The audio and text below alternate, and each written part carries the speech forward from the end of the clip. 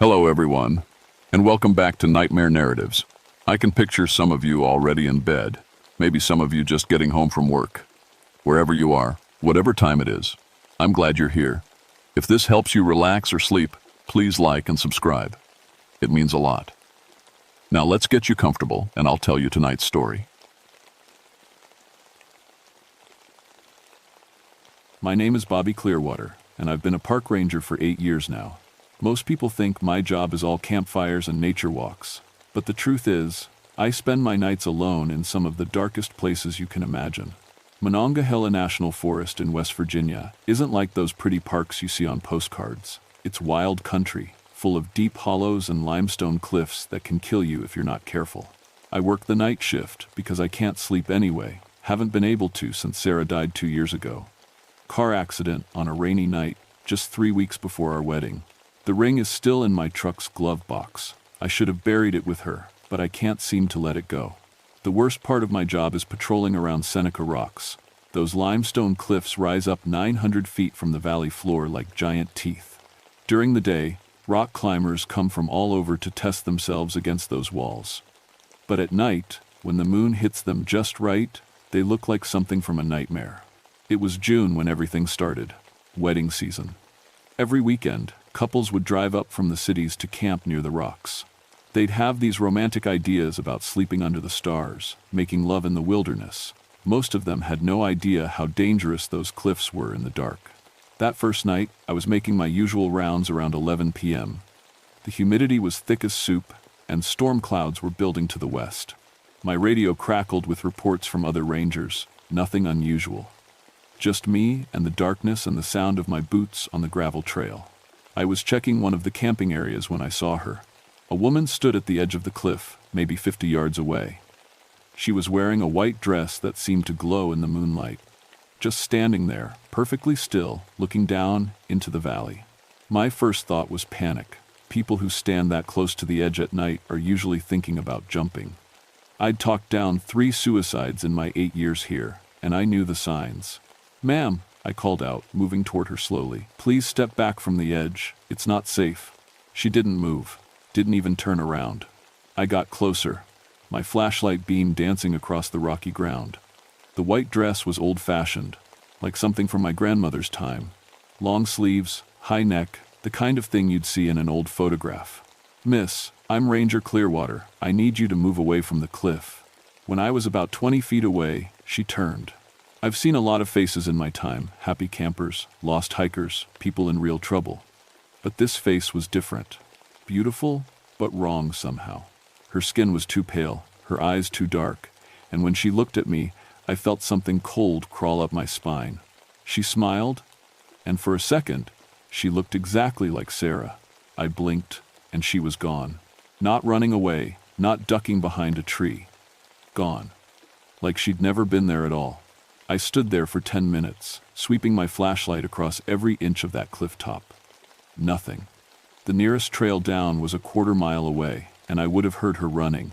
But I found something else. Footprints in the soft dirt near the edge. Small feet, like a woman's. The prints stopped right at the cliff, as if she'd stepped off into empty air. I told myself it was the grief playing tricks on me. Dr. Mason, the counselor the department made me see after Sarah died, had warned me about hallucinations brought on by trauma. "The mind sees what it needs to see," she'd said. I filed a routine report about checking the cliffs and drove home as the sun came up. But I couldn't shake the feeling that something was watching me from those rocks. The next night, I saw her again. Same time, same place. The woman in the white dress, standing at the cliff's edge like she was waiting for someone. This time, I was ready. I parked my truck closer to the trail and approached on foot, keeping my radio on and my flashlight ready. If this was some confused camper or someone having a mental health crisis, I needed to handle it right. "Ma'am, this is Ranger Clearwater again. I need to speak with you." She turned at the sound of my voice, and again, for just a moment, she looked like Sarah. Same dark hair, same gentle smile. My heart nearly stopped. But then her face changed, becoming sharper, more angular, older, and her eyes were full of something that made my skin crawl. Hunger, maybe, or hate. "You're him," she said, Her voice was soft but carried clearly across the rocky ground. "You're the one I've been waiting for." "Waiting for me? Miss, I don't understand. Are you camping nearby? Do you need help?" She started walking toward me, and that's when I noticed her feet weren't quite touching the ground. Just barely floating, like she was walking on water. "I've been alone so long," she whispered. "So very, very long, but now you're here, and we can be together." I stepped back, my hand moving to my radio. This was way beyond anything I'd been trained for. "Ma'am, I think you might be confused. My name is Bobby Clearwater, and I'm a park ranger. I don't know you." She stopped about 10 feet away from me and tilted her head like a curious bird. "Of course you know me," she said. "I'm Agnes, your bride. We're going to be so happy together." That's when I ran. I'm not proud of it, but I ran like hell back to my truck and didn't stop until I was at the ranger station. I sat in the parking lot for an hour, trying to make sense of what I'd seen. Maybe it was stress. Maybe it was lack of sleep. Maybe Dr. Mason was right about hallucinations. But I couldn't explain away the footprints I found the next morning, or the fact that other rangers started reporting strange things too. Mike Torres, who worked the day shift, found a campsite that had been abandoned in the middle of the night. Coffee still warm on the fire, tent still set up, 2 sleeping bags laid out side by side. But the young couple who'd registered for that site was nowhere to be found. "Probably got spooked by a bear," Mike said. But we both knew bears don't make people disappear without a trace. The real trouble started 3 days later. I was patrolling near the base of Seneca Rocks when I heard voices coming from above. A man and woman, talking and laughing. Young voices, probably climbers who'd gotten caught out after dark. "Hello up there," I called out. "This is Park Ranger Clearwater. Are you folks okay?" The voices stopped. I aimed my flashlight up the cliff face, but it wasn't strong enough to reach the top. The moonlight showed me the rocky outline of the cliffs, but nothing else. "If you can hear me, stay where you are. Don't try to climb down in the dark." Then I heard the woman scream. Not a playful scream or a startled yelp. A scream of pure terror that echoed off the rock walls and made my blood turn to ice. "Help us!" The man's voice this time, high and desperate. "She's trying to." The scream came again, closer now, falling through the air. And then, silence. I found their bodies at sunrise. Tom and Jennifer Morrison, ages 24 and 22, engaged to be married next month. They'd been camping at the base of the cliffs, planning to climb in the morning. But somehow they'd ended up 900 feet above their campsite, at the very top of Seneca Rocks. The coroner said they died from the fall, but that wasn't what bothered me. What bothered me was the way we found them. They were holding hands, arms wrapped around each other, like they'd jumped together. Their faces were frozen in expressions of absolute terror. But the worst part was Jennifer's dress. She'd been wearing jeans and a hiking shirt when they registered at the gate, but when we found her body, she was wearing a white wedding dress. Old-fashioned, with long sleeves and a high neck, just like the woman I'd been seeing on the cliffs. The official report listed it as an accidental death. Young climbers, poor judgment, tragic accident. But I knew better. I knew something was hunting on Seneca Rocks, and I was pretty sure it was getting stronger. After Tom and Jennifer died, I started doing research. I spent my days off at the local library, going through old newspapers and county records, looking for anything about deaths on Seneca Rocks. What I found made my blood run cold. Agnes Morrison died June 15th, 1923, age 22. The newspaper called it a tragic accident on her wedding night. She and her new husband had been camping near the rocks when she apparently slipped and fell from the cliffs. But there were whispers in the community, questions that never got answered. Her sister Ruth had been acting strange before the wedding, telling people that Agnes didn't deserve happiness. Some folks thought Ruth had pushed her own sister to her death, but nothing was ever proved. Agnes Morrison had been wearing her wedding dress when she died. A white dress with long sleeves and a high neck. The same dress I'd seen on the woman who called herself Agnes. More couples started disappearing. Always young, always in love, always planning to be married soon. The Park Service tried to close the Seneca Rocks area, but somehow people kept getting through, like they were being called there. I started seeing Agnes every night now. She'd appear at the cliff's edge, waiting for me. Sometimes she looked like herself, pale and sharp-featured with hungry eyes. But other times she looked like Sarah, so much like Sarah that I'd take a step toward her before catching myself. "You can't keep running from me," she said one night in early July. The air was thick with humidity and the promise of storm. "We belong together. We're both lost souls, both betrayed by love." "I'm not betrayed by anything," I said, but my voice shook as I said it. "Sarah died in an accident. It wasn't anyone's fault." Agnes smiled, and for a moment her face flickered between her own features and Sarah's. "Wasn't it? You were supposed to drive her home that night. You were supposed to keep her safe, but you were working late chasing your precious career, and she drove alone in the rain." The words hit me like physical blows, because they were true. I was supposed to pick Sarah up from her sister's house that night, but I'd gotten called out on a search and rescue. She'd driven herself home in the storm and hit black ice on Route 33. "That's not. I couldn't have known. You killed her just as surely as Ruth killed me," Agnes whispered. "We're the same, you and I. We're both murderers." "That's not true." But even as I said it, I felt something cold and dark wrapping around my heart.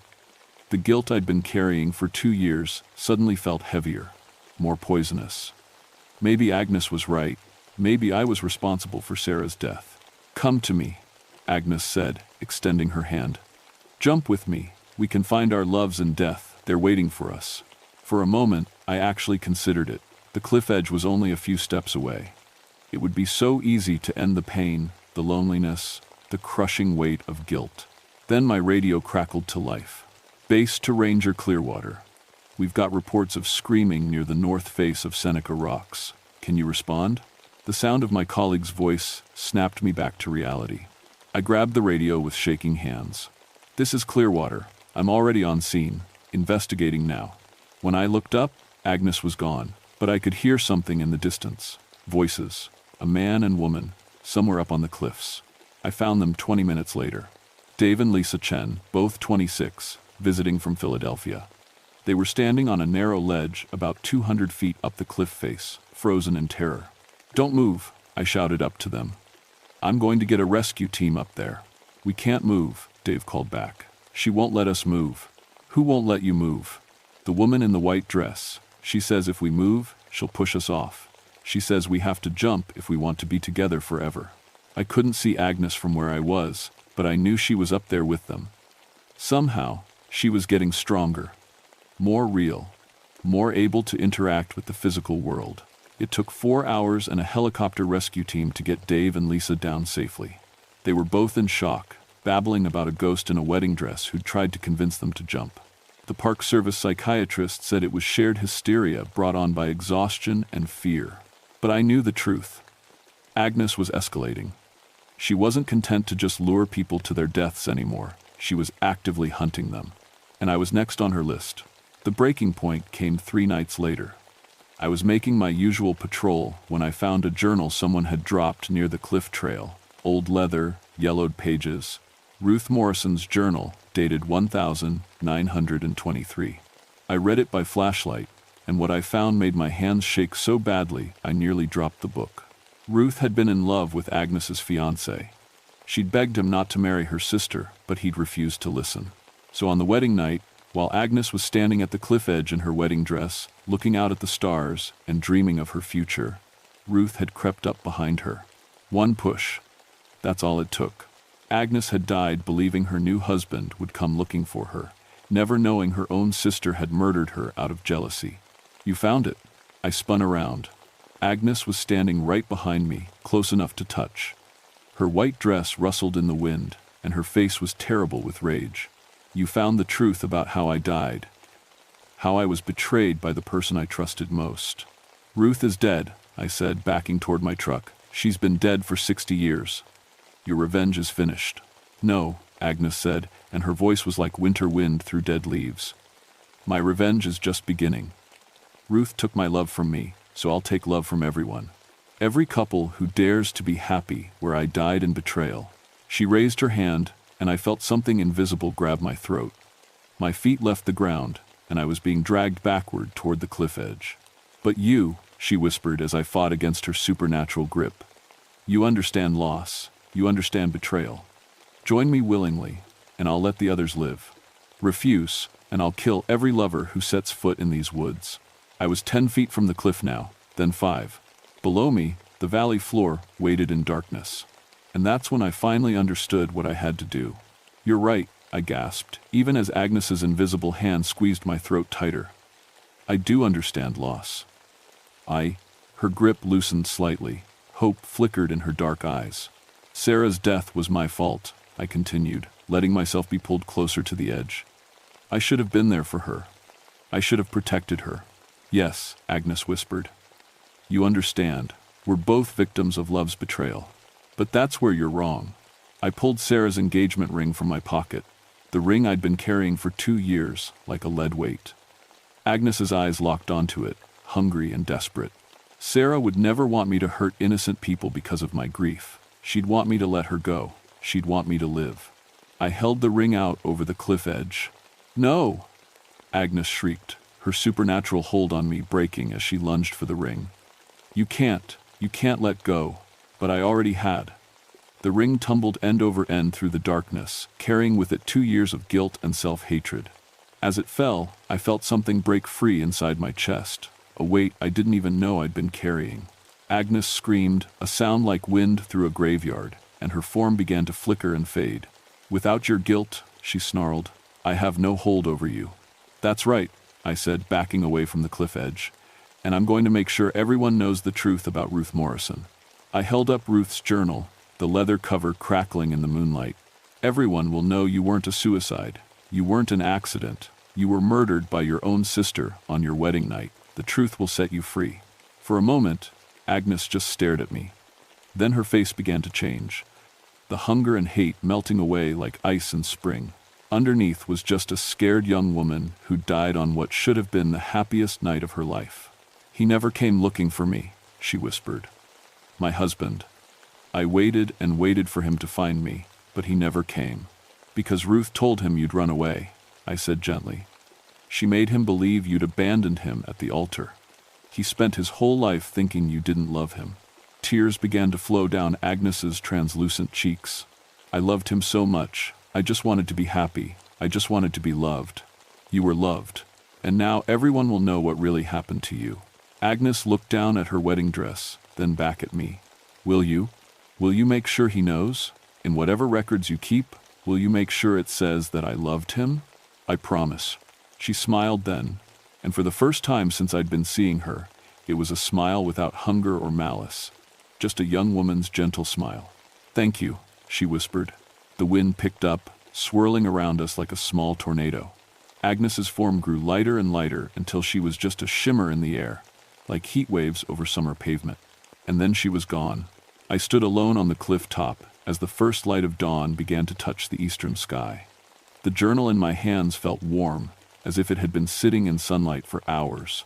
I drove back to the ranger station and called the county coroner, then the historical society, then a journalist friend who specialized in cold cases. By afternoon, Ruth Morrison's journal was front-page news in 3 counties. The full story of Agnes Morrison's murder spread through local papers, then regional ones, then the internet. Agnes Morrison, beloved daughter, devoted wife, murdered victim. Not a suicide, not an accident, but a young woman killed by jealousy on her wedding night. The death stopped after that. No more disappearing couples, no more mysterious accidents on Seneca Rocks. Agnes Morrison had finally found the peace she'd been searching for. But late at night, when I'm patrolling those cliffs, I sometimes catch a glimpse of white fabric in the moonlight. Just for a second, just at the edge of my vision. She's still there, I think. But she's not hunting anymore. She's just watching. Making sure the young couples who come to the rocks are safe. Protecting love instead of destroying it. That was 3 months ago. I still work the night shift at Monongahela National Forest, but something fundamental has changed. The guilt that used to eat at me like acid is gone, replaced by something lighter. Not forgetfulness, I'll always miss Sarah, but acceptance. I've started sleeping better. Even started dating again, though I take it slow. Doctor, Mason says I'm making remarkable progress, though I've never told her the whole truth about what happened on Seneca Rocks. Some stories are too strange for case files and insurance reports. The Park Service officially solved the Morrison case as a historical curiosity. Agnes Morrison's death was reclassified from accident to homicide, though the killer has been dead for 60 years. Her husband's family was contacted, and they held a memorial service at his grave. Both Agnes and Thomas Morrison are buried in the same cemetery now, their headstones side by side as they should have been all along. The strange thing is, Seneca Rocks has become more popular than ever. Word got out about the ghost story, and now we get paranormal investigators and ghost hunters every weekend. Most of them leave disappointed. Whatever they're looking for with their electromagnetic readers and infrared cameras, they're not going to find it. But the young couples still come too. Hikers and climbers and people looking for a romantic place to propose or spend an anniversary. And you know what? They're safe now. In 3 months, we haven't had a single accident or disappearance near the rocks. I think Agnes is watching over them. I think she finally found her purpose, not as an agent of vengeance, but as a guardian of love. Sometimes, on very clear nights when the moon is full, couples hiking the cliff trail report seeing a woman in a white dress standing guard on the rocks above them. She never approaches, never speaks. Just watches until they're safely back to their campsite. The locals have started calling her the guardian of Seneca Rocks. As for me, I've learned something important about grief and guilt and letting go. Sarah's death wasn't my fault, any more than Agnes's death was her husband's fault. Sometimes terrible things happen to good people, and the only thing we can do is choose how we respond to that loss. We can let it poison us with guilt and rage, turning us into something dark and vengeful. Or we can let it teach us to cherish the love we have, to protect it and nurture it and never take it for granted. Agnes chose vengeance for 70 years before finally choosing peace. I'm grateful I didn't take nearly as long to make that choice. But I'll tell you one thing. If you ever find yourself camping near Seneca Rocks on a moonlit night and you see a woman in white watching from the cliffs above, don't be afraid. She's just making sure you make it home safely to the ones you love, just like she never got to do.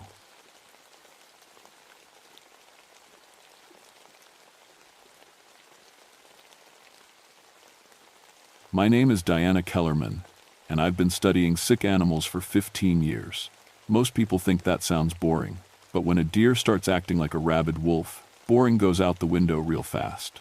I'm a wildlife biologist with the Forest Service, specializing in diseases that jump between animals. Got my PhD studying how infections spread through animal populations. Sounds fancy, but really it means I spend most of my time in the woods, tracking down why perfectly healthy deer suddenly start attacking each other. The 2nd of February 1978. That's when everything went wrong. I was stationed at the Hart's Content Research Facility in the Allegheny National Forest, about as far from civilization as you can get in Pennsylvania. The old-growth hemlocks up there are massive, some over 400 years old. They block out most of the sunlight even in summer. In February, with 3 feet of snow and temperatures hitting 40 below, the place felt like the dark side of the moon. My research partner, Dr. Marcus Finch, had driven up from Pittsburgh to help with our chronic wasting disease study. CWD was spreading through the deer population, making them lose weight and act strange before they died. The state was worried it might jump to humans, like mad cow disease did in England. Marcus was a good guy, taught at Pitt, had 2 kids and a wife who made amazing apple pie. He'd been helping with our research for 3 years. Reliable, smart, never complained about the cold or the long hours. The research station was just a converted hunting lodge. 2 bedrooms, a kitchen, and a big main room we'd turned into a lab. Concrete walls, good heating, radio equipment for daily check-ins with headquarters. We had everything we needed to study tissue samples and blood work from infected deer. On that first night, Marcus helped me process samples from 6 deer we'd collected that week. All showed signs of CWD. Weight loss, disorientation, aggressive behavior, but something was off about these particular animals. "Diana, look at this," Marcus said, pointing to a microscope slide. "The brain tissue damage is way more extensive than normal CWD." I looked through the scope. He was right. The protein clusters that caused chronic wasting disease were there, but they were different somehow. Twisted into shapes I'd never seen before. "And check this out," Marcus continued, holding up a photograph. "This deer was found with human bite marks. That stopped me cold." "Human bite marks?" "That's what the ranger said. deep ones too, like someone was trying to eat it raw. I studied the photo. The bite marks were definitely human. You could see the distinct pattern of incisors and molars, but they were huge, much larger than any normal person could make. Outside, the wind howled through the ancient trees. The temperature was dropping fast, and snow was starting to fall again. We were completely cut off from the outside world until the storm passed. Probably just some crazy hiker, I said, trying to sound more confident than I felt. You know how people get when they're lost and starving. But even as I said it, I didn't believe it. I'd heard stories about this area. Old stories, from the Native Americans who used to live here. Stories about a hunger that could never be satisfied, about people who ate human flesh and became something else. Local folklore called it the Wendigo. Of course, I was a scientist. I didn't believe in monsters. Wendigo psychosis was just what happened when people got isolated, starving, and desperate enough to resort to cannibalism. The guilt and trauma could cause severe mental breakdown, making people think they'd become something inhuman. But looking at those bite marks, in that cold, dark research station, miles from any help, I felt a chill that had nothing to do with the weather. Marcus went to bed around midnight. I stayed up another hour, studying the tissue samples. Everything about these infected deer was wrong. Their muscle tissue showed signs of rapid metabolism changes, like their bodies had been burning calories at an impossible rate. Some had scratch marks on their bones that looked almost like claw marks. When I finally went to sleep, I kept the lab door locked, just in case. The last thing I remember before drifting off was the sound of something large moving around outside the station. Heavy footsteps in the snow, circling our building like a predator, checking for weaknesses. I woke up to Marcus screaming. It was still dark outside, maybe 5 a.m. I grabbed my flashlight and ran to his room. He was sitting up in bed, soaked in sweat, clawing at his arms. "Marcus, what's wrong?" "So hungry," he gasped. "God, Diana, I've never been this hungry in my life." His pupils were huge, almost covering the iris. His breathing was fast and shallow. I checked his forehead. No fever, but his skin felt cold and clammy. "When did you last eat?" I asked. "Had dinner with you. But it feels like I haven't eaten in days." He looked at me with those blown-out pupils. "Do we have any meat? Raw meat?" That sent alarm bells ringing in my head. Raw meat? "Marcus, you know how dangerous that is. We're studying diseased animals." I know, but I can't stop thinking about it. That deer we processed yesterday, it looked so fresh. I helped him to the kitchen and made eggs and bacon. He ate like he'd been starving for weeks, barely chewing, just shoving food in his mouth. When he finished, he looked around for more. "That's all we have for breakfast," I said. "Are you feeling sick? Nauseous?" "No, just empty. Like there's a hole inside me that keeps getting bigger." I made him some coffee and took his temperature again. Still normal. Blood pressure was a little high, but that could be from stress. "Maybe you're coming down with something. Why don't you rest today? I can handle the sample collection." Marcus nodded, but I could see him staring at the freezer where we kept the tissue samples. I spent the morning snowshoeing to check our remote cameras. The storm had passed, leaving everything buried under fresh powder. The forest was completely silent. No birds, no squirrel chatter, nothing. Even in winter, you usually heard some signs of life. The first camera showed normal deer activity from 3 days ago. The second had been knocked over. When I set it back up, I noticed something strange in the snow around it. Tracks. Huge tracks, almost human-shaped but wrong somehow. The feet were too long, the toes spread too wide, and they were deep, like whatever made them weighed much more than a person should. The tracks led from the camera toward our research station. I followed them for about a quarter mile before they disappeared into a rocky area where the wind had blown away the snow. But I could see where they picked up again on the other side, heading straight for our building. When I got back to the station, Marcus was in the lab, staring at the deer tissue samples under the microscope. "Find anything interesting?" I asked. "The protein structures are moving," he said without looking up. "Moving? Come look." I peered through the scope. The tissue sample looked normal to me. "I don't see any movement." "Look closer. They're dancing, like they're alive." I adjusted the focus and studied the sample carefully. Just dead tissue, like always. "Marcus, tissue samples don't move. Maybe you should lie down." He finally looked at me, and I took a step back. His eyes had changed. The pupils were still huge, but there was something else. A hungry look, like a predator watching prey. "I found something else," he said, his voice lower than usual. "In the old station records." He showed me a logbook from 1952. The entry was written in shaky handwriting. Day 12, Johnson still missing. Found remains of his campsite. Looks like animal attack, but the bite marks. God help me, they look human. Large human. Morrison says he heard Johnson screaming 3 nights ago, but Johnson's been dead for a week. Something's wrong in these woods. Something that wears the faces of men. "Local folklore," I said, trying to keep my voice steady. "People get spooked when they're isolated." "Maybe," Marcus closed the logbook. "Or maybe some things have been living in these woods a lot longer than we have." That afternoon, while I was updating my research notes, I heard Marcus in the kitchen. It sounded like he was eating something, but lunch wasn't for another hour. I went to check on him and found him at the counter with one of our tissue samples. Raw deer liver, half-eaten, blood running down his chin. "Marcus, what the hell are you doing?" He looked at me with those predator eyes, a piece of raw meat hanging from his mouth. For a second, I thought he was going to attack me. Then his expression cleared, and he looked down at the liver in his hands with horror. Oh God, Diana, what did I do?"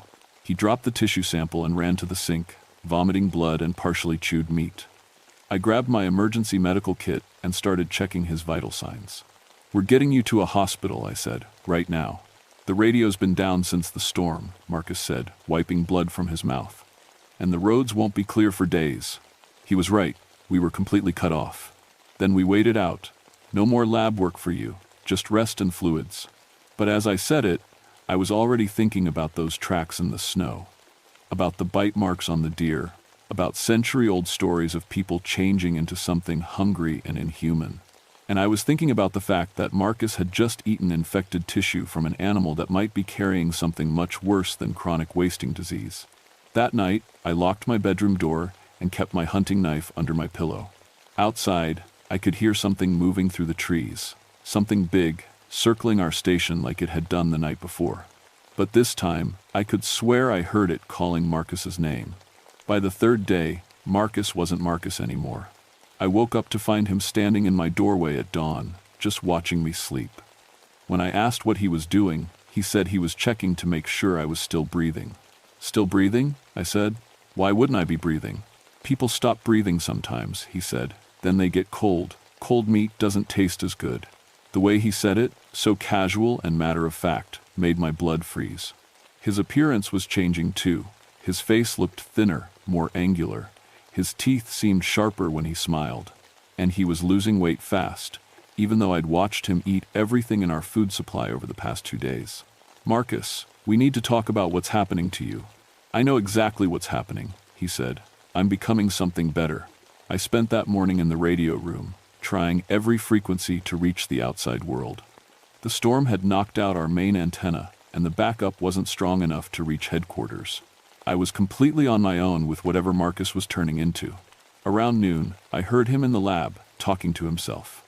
When I went to check, I found him having a conversation with one of the tissue samples.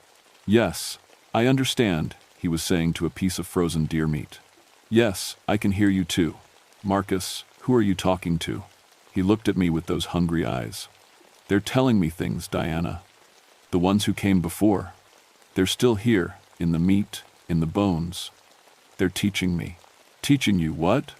"How to hunt, how to feed, how to make others like us."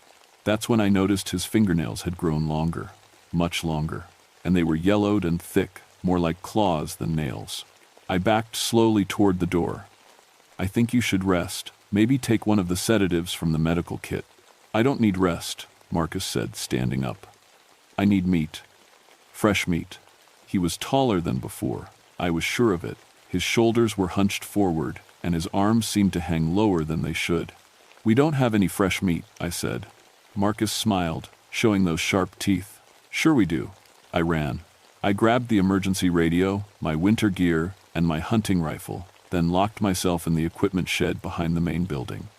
The shed had thick walls and only one door. If Marcus tried to get in, I'd hear him coming. For 3 hours, everything was quiet. Then I heard him calling my name. Diana, Diana, where are you? I'm sorry about earlier, I wasn't thinking clearly. His voice sounded normal again, almost normal. But there was an echo to it, like he was speaking from the bottom of a deep well. I found some canned food in the storage room, he called. Why don't you come eat with me? I looked through the shed window. Marcus was standing in the clearing between the shed and the main building. But something was wrong with his proportions.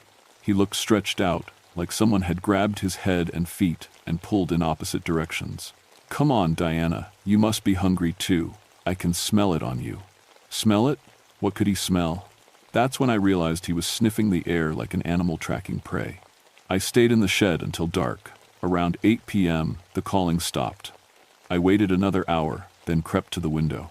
Marcus was gone, but there were tracks in the snow. The same impossible tracks I'd seen near the cameras, but now I could see how they'd been made. They started as normal human footprints near the building.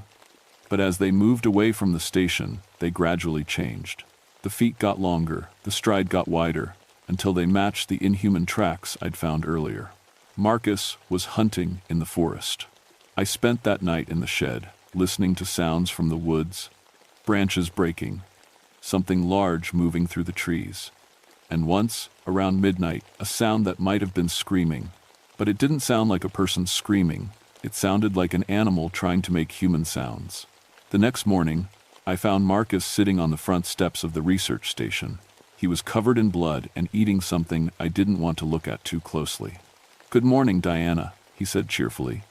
Beautiful day, isn't it? His voice was different now. Deeper, with an odd resonance that made my teeth ache. Marcus, what happened to you? I figured it out, he said, tearing off another piece of whatever he was eating. The infection isn't a disease, it's an evolution. We're becoming what we were always meant to be. I could see now that his ribcage was showing through his stretched skin. His whole body looked elongated, like he was being pulled apart from the inside. The deer weren't sick, he continued. They were changing, just like the people who lived here before us, just like I'm changing now. Marcus, you're sick. Let me help you. He laughed, and the sound was like breaking glass. Help me, Diana? In a few days I'll be perfect. Faster than any human, stronger than any animal. And I'll never be hungry again, because I'll always be feeding. He stood up, and I could see that he was at least 7 feet tall now. The only question, he said, is whether you want to change willingly, or whether I have to make you change. I raised my rifle. Stay back, Marcus. You can't kill me, Diana. I'm already dead. I've been dead since I ate that first piece of meat. Now I'm something else, something better. He took a step toward me, and I fired. The bullet hit him center mass, spinning him around. He looked down at the wound with mild interest, then looked back at me. That hurt, he said. Don't do it again. The bullet hole was already starting to close. I turned and ran into the woods, with the thing that used to be Marcus laughing behind me. I spent 2 days hiding in the forest, moving from cave to cave, trying to stay ahead of whatever Marcus had become. It hunted me methodically, like it had all the time in the world. I'd hear it calling my name from different directions, sometimes sounding like Marcus, sometimes like other people entirely. Once it sounded like my mother. Diana, honey, where are you? Come home, sweetheart. But I knew my mother was safe in Florida, and whatever was making those sounds wasn't human anymore. On the second night, I found an old Native American cave painting deep in one of the limestone caverns. The images showed human figures transforming into tall, skeletal creatures. At the bottom was a symbol I recognized from my folklore research, the Wendigo mark. But there was something else. Another painting showing the creatures being driven back by fire and people holding objects that looked like crosses or medicine bundles. The Native Americans had dealt with this before. I made it back to the research station just before dawn on the third day. The Marcus thing was nowhere in sight, but I could smell something awful coming from inside the building. I crept through the back door and found the source of the smell.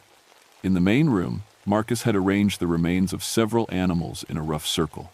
Deer, a few smaller creatures I couldn't identify, and in the center, something that might have been human once. The tissue samples from our lab were scattered around the room, partially eaten. But they weren't just eaten, they were arranged in patterns, like some kind of ritual. Then I realized what I was looking at. Marcus wasn't just feeding randomly, he was preparing something. The The circle of remains, the pattern of the tissue samples, the strange symbols carved into the wooden floor, it was all building up to something. I heard footsteps on the roof. "Diana," Marcus's voice called from directly above me. "I know you're in there. I can smell your fear." The footsteps moved across the roof, then stopped at the chimney. "I've been thinking about what you said, about helping me. And I realized you were right." Something dropped down the chimney into the fireplace. At first I thought it was Marcus, but it was just clothes. His old clothes, shredded and covered in blood. "I do need help," his voice continued from the chimney. "I need help finishing my transformation, and you're going to provide it." I grabbed a flashlight and shined it up the chimney. Two eyes reflected the light back at me, but they were too far apart to be human eyes, and they were glowing. "The old ones have been teaching me," Marcus said. "About the hunger, about the change, about what comes after. There's something they need me to do, something that requires fresh meat." I backed away from the fireplace, but the front door slammed shut behind me. I was trapped. "They need me to feed you to the forest, Diana. To let your meat soak into the soil, so the change can spread to every living thing in these woods." Heavy footsteps started moving across the roof again, toward the back of the building. I ran to the lab and started grabbing anything that might help. Scalpels, bone saws, chemical supplies. Then I remembered the cave painting. Fire. The creatures could be driven back by fire. I heard glass breaking in the back room. Marcus was coming through the window. I dumped alcohol and chemical solvents all over the lab equipment, then grabbed a box of matches. If I couldn't kill this thing, maybe I could at least destroy the research that had brought it back to life. "Diana," Marcus's voice called from the hallway. "Don't make this harder than it has to be." I struck a match and dropped it into the chemical mixture. The lab burst into flames just as something huge crashed through the doorway. What I saw wasn't Marcus anymore. It was 15 feet tall, skeletal thin, with arms that hung down past its knees. Its skin was gray and rotting, stretched tight over bones that were too long and sharp. Its face was still recognizable as Marcus, but the features were twisted and elongated. Most horrible of all were its eyes. They still held Marcus's intelligence, his memories of our friendship, his knowledge of exactly how to hurt me. "You always were too smart for your own good," it said in a voice like grinding bones. The creature lunged at me, but the spreading fire forced it back. I grabbed a burning piece of equipment and swung it like a club. The flames made contact with the Wendigo's arm, and it shrieked in a sound that shattered the lab windows. "Fire hurts, doesn't it?" I shouted. Just like the old stories said. I grabbed more burning materials and threw them at the creature. It retreated toward the main room, but I followed, using the fire as a weapon. "You can't burn forever, Diana," it snarled, "and when the fire goes out, I'll still be here." "Maybe," I said, lighting another alcohol-soaked rag, "but you won't be alone." I threw the burning rag at the circle of remains Marcus had arranged. The old bones and rotting meat caught fire immediately, and the Wendigo let out another shriek. "No, you don't understand what you're doing." But I was beginning to understand. The circle wasn't just feeding ritual. It was a summoning circle. Marcus wasn't just becoming a Wendigo, he was trying to call others. As the remains burned, I could hear sounds from the forest outside, howling, screaming, other voices calling in, languages I didn't recognize. The Wendigo that had been Marcus fell to its knees as the fire consumed its ritual circle. "They were going to come back," it whispered, its voice becoming more human as the supernatural strength left it. "All of them. We were going to make the forest alive again." The creature's body began to shrink back toward human proportions, but the process was wrong. Bones snapped as they shortened. Skin tore as it tried to contract. Marcus was dying, but the Wendigo was dying too. "Diana," he said in his normal voice, blood running from his mouth. "Kill me, please. Don't let me turn into that thing again." I picked up one of the bone saws from the burning lab equipment. "I'm sorry, Marcus." "Thank you," he whispered. When it was over, I dragged his body outside and burned it along with the research station. I watched until nothing was left but ashes, then started the long walk toward civilization. It took me 3 days to reach the main road. When the state police found me, I was half frozen and completely exhausted. I told them there had been an accident at the research station, that Dr. Finch had died in a lab fire. They believed me. The official report listed it as a tragic accident caused by faulty heating equipment. But I kept samples, small pieces of the infected tissue that I'd hidden in my emergency pack before the fire. I sent them to a private lab with instructions to analyze the protein structures, but not to let anyone else see the results. The analysis confirmed what I'd suspected. The infection wasn't chronic wasting disease. It was something else entirely, something that could rewrite DNA and alter bone structure. Something that had been dormant in the forest for decades, maybe centuries, until our research accidentally woke it up. 3 months later, I got a call from the CDC. They wanted to know if I'd be interested in a position with their special pathogens unit. When I asked what kind of special pathogens, they said I had clearance to work with biological anomalies that don't fit standard disease classifications. I took the job. Over the next 20 years, I've investigated 17 similar cases. Creatures that shouldn't exist, diseases that change people into things that aren't quite human anymore. Each time, I find evidence of old stories, old warnings from people who knew these things were real. The samples I kept from the Allegheny incident are stored in a CDC facility in Atlanta now, frozen at temperatures that would kill any normal organism. But sometimes, late at night when I'm updating the files, I swear I can hear them calling to each other. The official position is that these cases represent unknown psychological disorders combined with environmental toxins. Mass hysteria, isolated incidents, but I know better. Last week, a park ranger in Montana reported finding deer with human bite marks, large human bite marks. I'm flying out tomorrow morning, because whatever Marcus became that winter, whatever was teaching him about hunger and transformation, it's still out there. Waiting, spreading, and sometimes, on very cold nights when the wind is just right, I can feel it calling to something deep inside me. Something that remembers the taste of raw meat and wants to answer. The infection isn't gone. It's just sleeping. But I'm watching, always watching, because someone has to.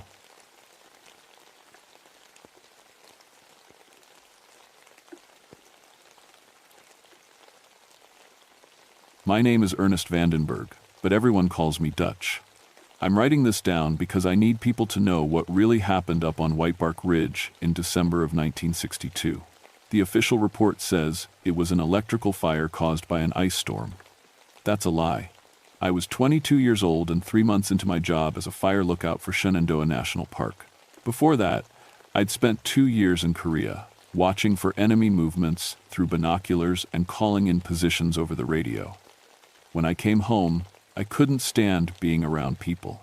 The crowds, the noise, the questions about the war, it all made my skin crawl.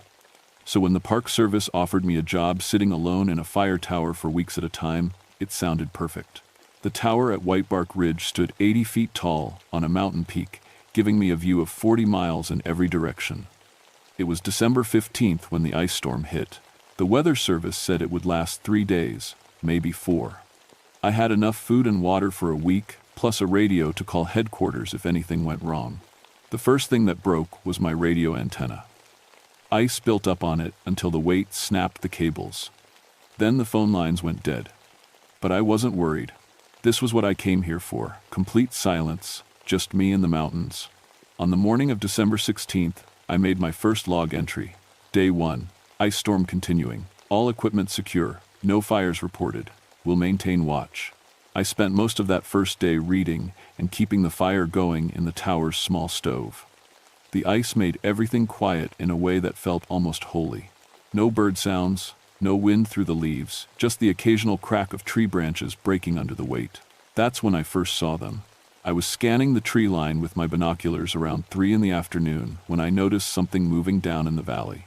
At first I thought it was a bear, maybe 2 bears walking together. But as I watched, I realized the shapes were too tall, moving too smoothly through the thick underbrush. I focused the binoculars and felt my mouth go dry. The shapes were walking upright, pushing through trees that should have stopped anything smaller than a truck. They moved with purpose, like they knew exactly where they were going. I watched for maybe 10 minutes before they disappeared into a thick stand of pines. I told myself it had to be hunters, even though hunting season was over and the park was closed to visitors. Maybe park rangers checking for storm damage. But something felt wrong about the way they moved. Too fluid. Too big. I made another log entry. Possible unauthorized persons in Sector 7. unable to confirm due to distance and weather conditions. That night, I lay in my narrow bunk, listening to the ice falling from the trees. It sounded like glass breaking, over and over, until I wanted to scream. But underneath that sound, I heard something else, a low whistle, almost like wind through a cave, but with a pattern to it, like music, or maybe like talking. I told myself it was just the storm playing tricks with the air currents around the tower, but I didn't sleep much. The next morning, I found the first real sign that something was wrong. December 17th started clear and cold. The ice storm had moved on, leaving everything covered in a crystal shell that made the whole world look like it was made of glass. I climbed down from the tower to check for damage and get some fresh air. That's when I saw the trees. A perfect line of pine trees, each about 30 feet tall, had been pushed over during the night. Not broken by ice, pushed over. The root balls were still intact, and they all pointed in the same direction, toward my tower. It looked like someone had used a bulldozer, except there were no vehicle tracks in the snow.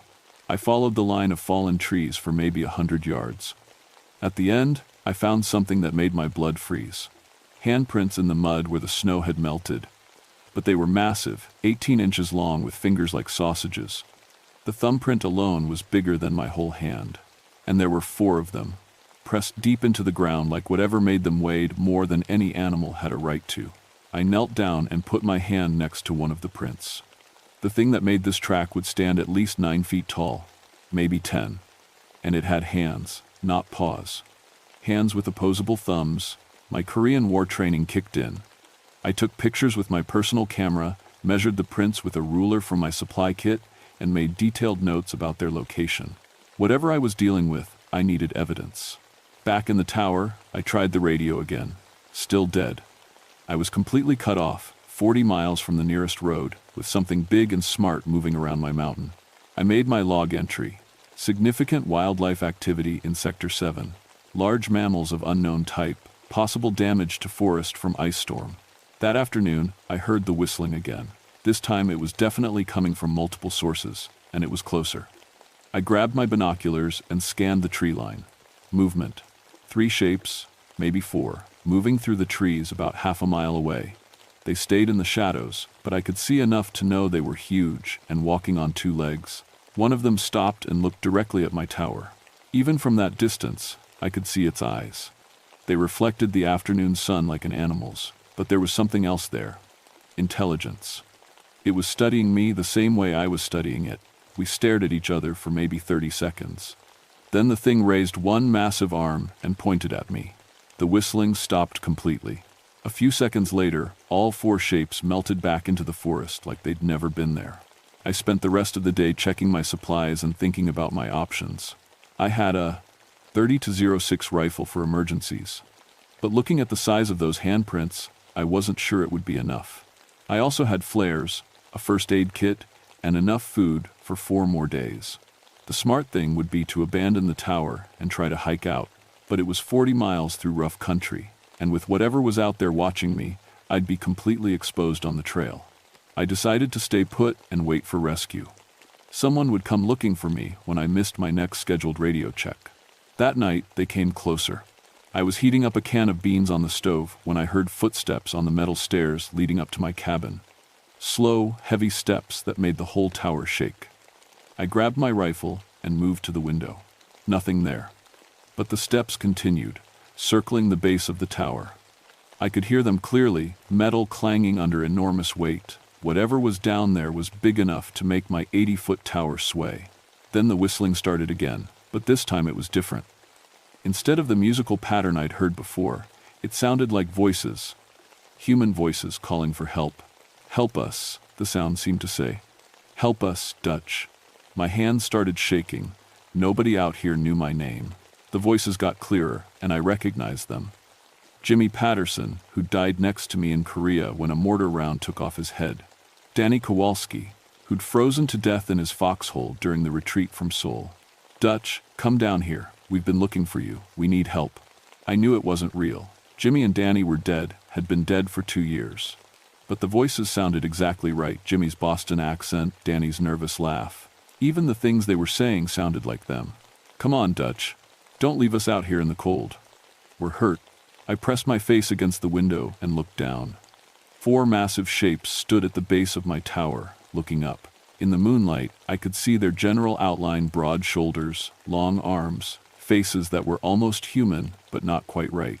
One of them spoke in Jimmy's voice. "We know you can see us, Dutch. Come down and help us. We're bleeding bad." I raised my rifle and put the barrel through the window. "You're not Jimmy," I shouted. "Jimmy's dead." The whistling stopped immediately. The shapes below didn't move for a long moment. Then one of them, the biggest one, made a sound I'd never heard before. A deep, rumbling laugh that seemed to come from the center of the earth. They walked away after that, disappearing into the trees. But I knew they'd be back. I didn't sleep at all that night. December 18th brought snow and a discovery that changed everything. I'd been in the tower for 3 days, and my water was running low. There was a small stream about 50 yards from the base of the tower, fed by a natural spring that never froze. I'd been getting water there since I arrived. I climbed down with my rifle and 2 empty water bottles, moving carefully and watching the tree line. Everything seemed quiet, normal. Too normal. The stream was still running, but the water looked wrong. It had a reddish tint to it, and there was a smell like rotting meat. I followed the stream uphill to find the source. What I found made me throw up in the snow. They dumped something in the spring. At first I thought it was a deer, but as I got closer, I realized it was pieces of several animals: deer, rabbits, maybe a bear. All of them torn apart and arranged around the spring like some kind of sick altar. The meat was old, probably days old, and crawling with flies despite the cold. But that wasn't the worst part. Mixed in with the animal parts were pieces of clothing. A Park Service jacket, torn and bloody. A pair of boots that looked like they'd been taken off someone's feet by force. And a name tag that read Henderson R. Roy Henderson had been the lookout on White Bark Ridge before me. The official story was that he'd abandoned his post during a storm last month. They found his truck at the bottom of the mountain with a note saying he couldn't handle the isolation anymore. Looking at his jacket, torn and stained with blood, I knew that wasn't true. I backed away from the spring and ran for the tower. Whatever these things were, they'd killed at least one person. Maybe more. I was halfway up the stairs when I heard the whistling start again, but this time it was coming from all around me. I looked over the railing and saw them, at least 6 of them now, emerging from the trees in a perfect circle around my tower. They were bigger than I'd thought. The smallest one had to be 8 feet tall, and the leader, the one who'd laughed the night before, was easily 10 feet. Their fur was thick and dark, but shot through with silver streaks like old men's hair. Their faces were a nightmare mixture of human and ape, with intelligent eyes that tracked my every movement. The leader pointed at me and made a sound like speech, but in no language I'd ever heard. The others responded with their own calls, and I realized they were talking to each other. Planning. 2 of them started climbing my tower. I'd never seen anything move like that. They climbed the metal framework like it was a ladder, using their long arms and legs to pull themselves up with impossible speed. I ran for my cabin and slammed the door, throwing the bolt just as the first one reached my platform. The whole cabin shook as something massive landed on the roof. Then another impact, and another. They were all up there, walking around on top of my shelter. I grabbed my rifle and pointed it at the ceiling, but I didn't shoot. The cabin was my only protection, and if I put holes in the roof, I'd freeze to death before morning. Something started tapping on the roof, not random tapping, a rhythm. 3 short, 3 long, 3 short. SOS in Morse code. These things knew Morse code. The tapping moved to the walls, then to the windows. They were communicating with each other, coordinating their movements. One by one, they climbed down from the roof and surrounded my cabin. I could see their shapes through the frosted windows, moving slowly around the platform. Then Roy Henderson's voice came through the wall. "Dutch, you need to open this door right now." It was perfect Roy's Texas drawl, his formal way of talking. I'd only met him once, during my orientation, but I remembered his voice exactly. "They got me, Dutch, but I'm still alive. I'm hurt real bad, and I need help. Please open the door." "You're not Roy," I said, trying to keep my voice steady. "Roy's dead." "I'm not dead, son. I'm right here. Look out the window." Against my better judgment, I moved to the window and looked out. One of the creatures stood on the platform, but instead of the ape-like face I'd seen before, it looked exactly like Roy Henderson. Same weathered features, same gray beard, same concerned expression he'd worn when he showed me around the tower. Except for the eyes. Roy's eyes had been blue. These eyes were yellow, like an animal's. "See? I told you I was alive. Now open the door before they come back." "Where have you been for 3 weeks?" I asked. The Roy thing smiled, and I saw that its teeth were too sharp, too long. "They kept me in a cave. I just escaped. Please, Dutch. I'm bleeding." I looked closer and saw that its clothes, Roy's clothes, were indeed bloody.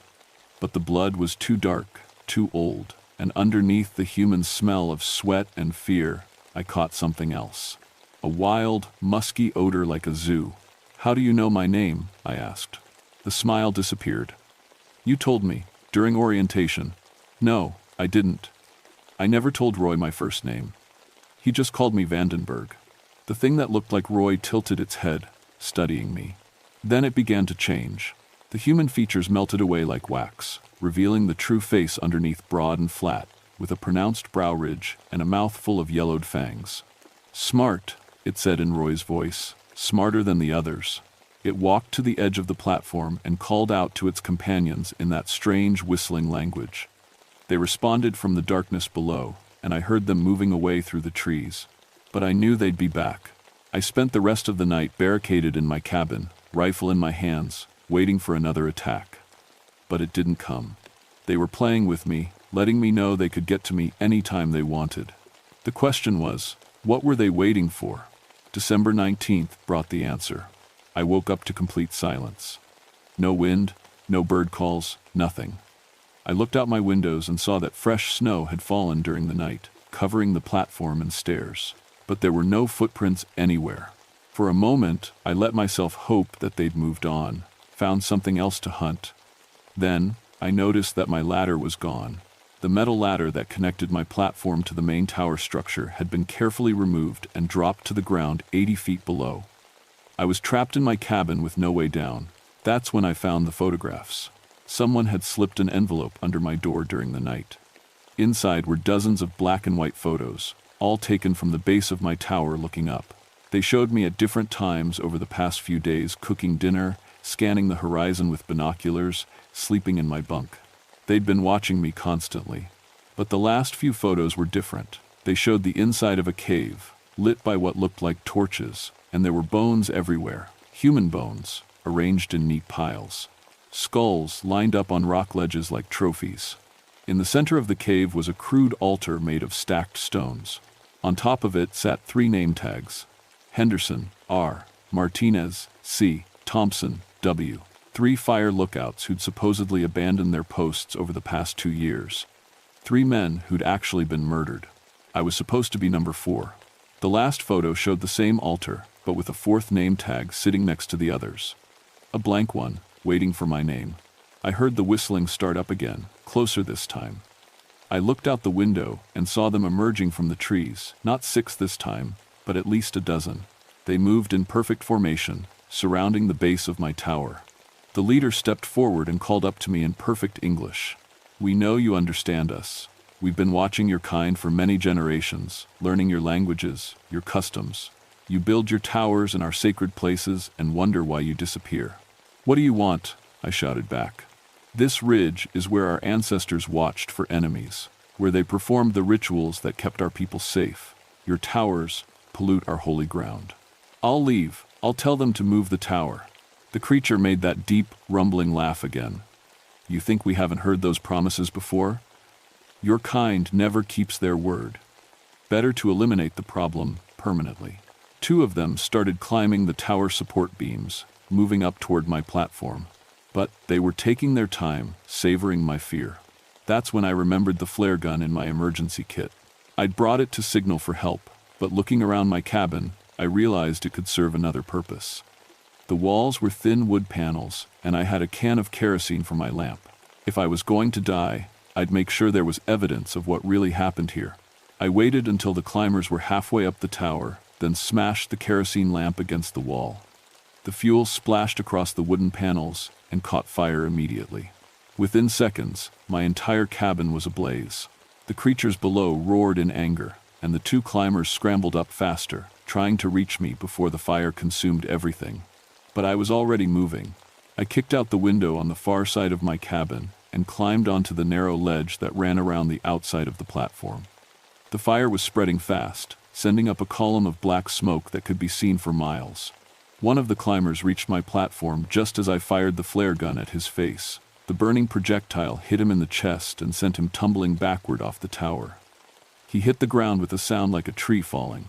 The second climber kept coming, pulling himself onto the platform as the cabin collapsed in flames behind him. He was the leader, the big one with the silver-streaked fur. Up close, I could see the intelligence in his yellow eyes, and something else: respect. "Clever," he said in that too-deep voice. "But fire will not save you." He lunged for me across the burning platform. I dodged and ran for the radio equipment on the opposite side of the tower.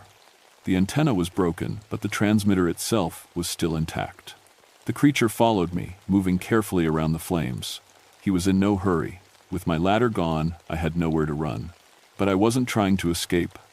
I was trying to leave a message. I switched on the emergency broadcast frequency and grabbed the microphone. "Mayday, Mayday. This is Fire Tower 7 on Whitebark Ridge. I'm under attack by unknown hostiles. Multiple casualties. Do not send personnel to this location. Repeat, do not approach Whitebark Ridge." The creature stopped and tilted his head, listening. "They're not animals," I continued into the microphone. "They're intelligent. They've been killing fire lookouts for years. Check the missing persons reports. Henderson, Martinez, Thompson, they're all dead." "No one will believe you," the creature said. "Maybe not, but they'll investigate. And when they do, they'll find the cave with the bones. They'll find the evidence." For the first time, the creature looked uncertain. He took a step back, studying me with those yellow eyes. That's when I heard the helicopter. The smoke from my burning tower was visible for 30 miles. A Park Service helicopter had been doing routine patrols when they spotted it, and they arrived just as the creature and I faced each other on that burning platform. The sound of rotor blades sent the creature into a rage. He roared and charged at me, but I was ready. I grabbed a burning piece of debris from my collapsed cabin and thrust it at his face. The flames caught his fur, and he stumbled backward, clawing at his eyes. He looked at me one more time with what might have been respect, or maybe just surprise that I'd fought back then, leaped off the platform and disappeared into the forest below. The helicopter lowered a rescue basket and pulled me to safety. By the time we landed at park headquarters, my tower was completely destroyed. Along with all the evidence of what had really happened, the official report blamed an electrical fire caused by the ice storm. My testimony about the creatures was dismissed as hallucinations brought on by carbon monoxide poisoning from my damaged stove. The photographs I'd found were written off as elaborate hoaxes created by my traumatized mind. But they did investigate the missing fire lookouts, quietly and without publicity. They found the cave I'd described, along with the bones and the name tags. The families of Henderson, Martinez, and Thompson finally got some closure, even if they never learned the truth about how their loved ones died. Whitebark Ridge was declared off-limits to personnel. The fire tower was never rebuilt. Official reasons cited unstable soil conditions and budget constraints. Unofficially, no one wanted to risk another incident. I left the Park Service after that. Couldn't handle being alone in the woods anymore, knowing what was out there watching. I got a job in the city, working security at an office building. Safe, boring work with lots of people around. But sometimes, on clear nights, I drive back to the mountains and look up at Whitebark Ridge. The peak stands dark and empty now, no tower lights to mark human presence. And I wonder if they're still up there, still watching, still guarding their sacred ground from intruders. I'm writing this story down 40 years later because I'm old now, and the people who covered up what happened are mostly dead.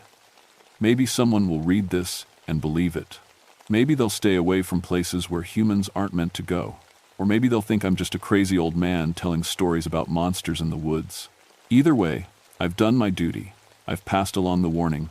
Some places should never be watched, and some watchers should never be disturbed. The creatures of Whitebark Ridge taught me that lesson in December of 1962. I've never forgotten it, and if you're smart, you won't either. Stay away from the high places. Stay away from the sacred grounds. Stay away from Whitebark Ridge, because they're still up there, still watching, still waiting for the next person foolish enough to think they can claim that mountain for themselves. And next time, They might not let anyone escape to tell the story.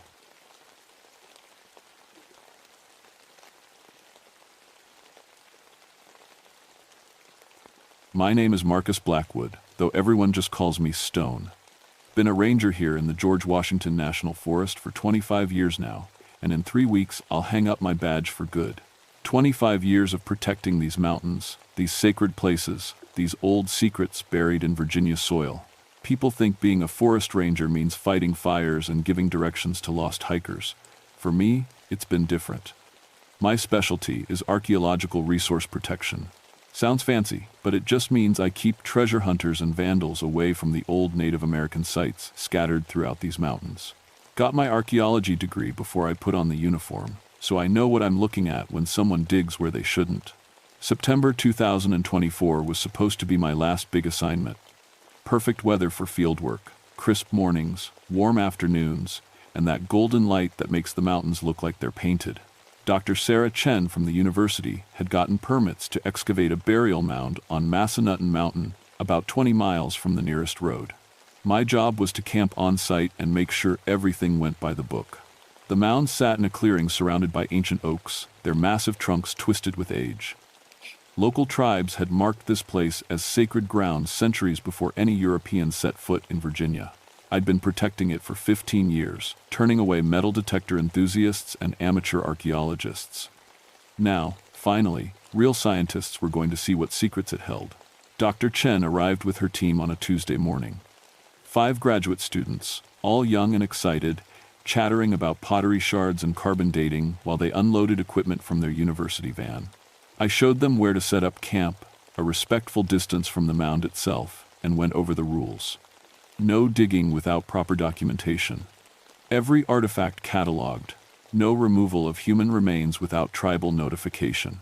We're expecting a typical burial site, Dr. Chen told me as we stood looking at the mound. It rose about 6 feet above the surrounding ground, covered in centuries of leaf litter and small trees. Probably a chief or important family members. Standard archaeological procedures. I nodded, but something felt wrong. The forest was too quiet. In 25 years, I'd learned to listen to what the mountains were saying. Today, they seemed to be holding their breath. The dig began on Wednesday. The students worked in careful squares, brushing away dirt grain by grain, measuring and photographing everything. By afternoon, they'd found the first bones. Dr. Chen called me over to look. "This is unusual," she said, crouching beside a partially exposed skull. "The arrangement isn't what we'd expect for a typical burial." I knelt down beside her. The bones weren't laying naturally, like a body that had been placed to rest. They were positioned deliberately, arranged in patterns that made my skin crawl. Lines of finger bones pointing toward the center of the mound, rib cages stacked like twisted ladders. "How many bodies?" I asked. Dr. Chen looked troubled. "At least 15 so far." "But Marcus, they're all missing the same bones." She pointed to gaps in the skeleton. No left femur. No skull cap, no right shoulder blade. The missing pieces formed a pattern I couldn't quite understand, but it made my stomach turn. That night, sitting by my campfire while the students celebrated their discovery, I radioed the tribal council. Elder Joseph Crow Feather listened while I described what we'd found. "You should not have opened that place," he said finally. "Some graves are meant to stay closed." "What do you mean?" There was a long pause. My grandfather told stories. About the bone collector, about why our people made that sacrifice 1,000 years ago. What sacrifice? But the radio had gone dead. I spent the night staring at the burial mound, watching shadows move between the trees. Ancient curses were just psychological suggestion, I told myself. After 25 years protecting archaeological sites, I'd heard every ghost story and local legend, but the silence in these woods felt different. Hungry. Something was waking up. Thursday morning brought fog so thick I could barely see 10 feet. The university team emerged from their tents excited about the previous day's discoveries. But I noticed the forest hadn't made a sound all night. No owls, no rustling leaves, no insects, nothing. Dr. Chen sent 2 students, Jennifer and Mark, to expand the excavation on the mound's eastern side while she documented yesterday's findings. I made coffee and tried to shake the feeling that we were being watched. Around noon, Jennifer came running back to camp, her face white as paper. Dr. Chen, you need to see this. We followed her to the eastern edge of the dig site. She'd uncovered something that made my blood go cold. More skeletons, but these were arranged in perfect geometric patterns, circles within circles, with empty spaces where specific bones should have been. In the center lay a single complete skeleton, arms crossed, wearing what looked like a bone necklace made from human finger joints. This was a mass sacrifice, Dr. Chen whispered. But who were they sacrificing to? Mark, the graduate student working beside Jennifer, hadn't said a word. He stood at the edge of the pit, staring down at the bones with an expression I couldn't read. Mark? Dr. Chen called. Are you documenting this? When he turned to look at us, his eyes were completely black. The collector is hungry, he said in a voice that wasn't his own. The bones must be returned. Then he collapsed. We rushed him back to camp, but he seemed fine, confused, with no memory of what he'd said. Dr. Chen chalked it up to heat exhaustion and dehydration, but I knew better. I'd seen that look before, in old photographs from other dig sites. Other places where things had gone wrong. That evening, as the team analyzed their findings, I walked the perimeter of our camp. The fog hadn't lifted all day, and shapes moved just beyond the edge of my vision. I found tracks in the soft earth, human footprints, but wrong somehow. Too long, with gaps where toes should have been. At 2 a.m., screaming woke the entire camp. We found Jennifer's tent torn open from the inside. She was gone, but her sleeping bag was soaked with blood. Dr. Chen immediately radioed for help, but got only static. I checked my radio, same thing, we were cut off. Nobody leaves camp alone, I ordered. We searched for Jennifer at first light, but I knew we wouldn't find her alive. Dawn brought a sight that made 3 of the graduate students vomit. Jennifer's body lay in the center of the burial mound, positioned exactly like the ancient skeletons we'd uncovered. But she was missing her left femur, skull cap, and right shoulder blade, the same bones absent from the 1,000-year-old remains. The cuts were surgical in their precision, no tearing, no animal marks. Someone, or something, had removed those bones with medical accuracy while she was still alive. Dr. Chen knelt beside the body, tears streaming down her face. This is impossible. The precision required. It would take hours with proper instruments. I looked at the ancient bones scattered around the excavation site. Some were no longer where we'd left them yesterday. They'd been moved during the night, rearranged into new patterns that seemed to point toward the center of the mound. Pack everything, I said. We're leaving now. But Mark was staring at the excavation site with those black eyes again. The collector needs more bones, he said. The pattern must be completed. This time, he didn't collapse. He smiled, showing teeth that were too sharp, and began walking toward the mound. I tackled him before he could reach it, but his skin was ice cold, and he was stronger than any graduate student should be. As we fought, I caught a glimpse of something moving in the excavated bones. The skeletons were shifting, reassembling themselves, standing up. Dr. Chen screamed. The ancient dead were walking, and they were hungry for living bones. The skeleton that rose from the mound's center still wore its bone necklace, finger joints clicking together like a deadly wind chime. Its empty eye sockets fixed on our group with an intelligence that had been waiting 1,000 years to wake up. Everyone to the vehicles, I shouted, but Dr. Chen stood frozen as more skeletons pulled themselves from the excavated earth. Arms without hands, torsos missing ribs, skulls with gaping holes, all the incomplete remains we'd uncovered were moving with horrible purpose. Mark broke free from my grip and walked toward the bone-clad skeleton like it was calling to him. When it reached out with fingers made of yellowed ivory, he knelt willingly. The thing placed its hand on Mark's forehead, and I watched his life drain away in seconds. His skin went gray, his eyes clouded, and when the skeleton removed its touch, Mark's left femur was gone, surgically removed without leaving a wound. He toppled forward, still breathing but dying, as the creature examined its prize. The ancient femur in its left leg crumbled to dust and was replaced by Mark's fresh bone. The skeleton stood straighter, more solid, more real. Run! I grabbed Dr. Chen and the 3 remaining students, pushing them toward the dirt road where we'd parked the university van and my ranger truck. Behind us, Mark's voice rose in a weak cry that cut off abruptly. We made it 50 yards before realizing we were trapped. The forest had changed during the night. Trees that had stood for centuries now blocked the path. their massive trunks fallen across the road in patterns that couldn't be natural. When I tried to radio for help, the skeleton wearing Mark's bone appeared 20 feet away, moving without making a sound. "The pattern must be completed," it said in a voice like grinding stone. 7 times 7 bones, freely given in terror and pain. Lisa, one of the graduate students, was hyperventilating. "This can't be real. This is just shock from finding Jennifer's body." The skeleton tilted its head, studying her. The young female doubts. "She will provide the cranium." It moved faster than thought. 1 second, Lisa was standing beside me. The next, she was lifted off the ground by bony fingers wrapped around her throat. I grabbed my .45 and put 3 rounds center mass, but the bullets passed through gaps in its ribs without effect. Lisa's skull came away in the thing's hands with a sound like cracking ice.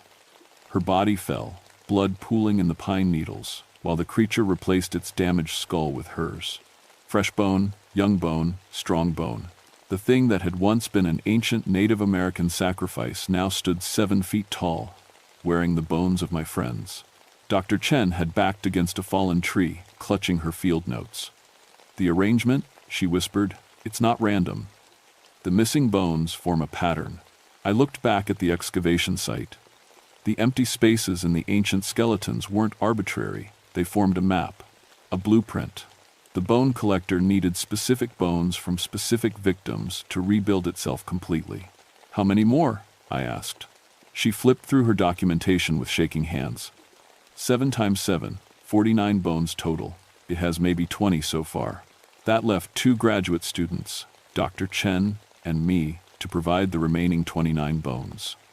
The math was terrifyingly simple. David, the quietest of the students, had been staring at the creature with the same black-eyed expression Mark had shown. "It's beautiful," he said dreamily. "The geometry is perfect, sacred mathematics."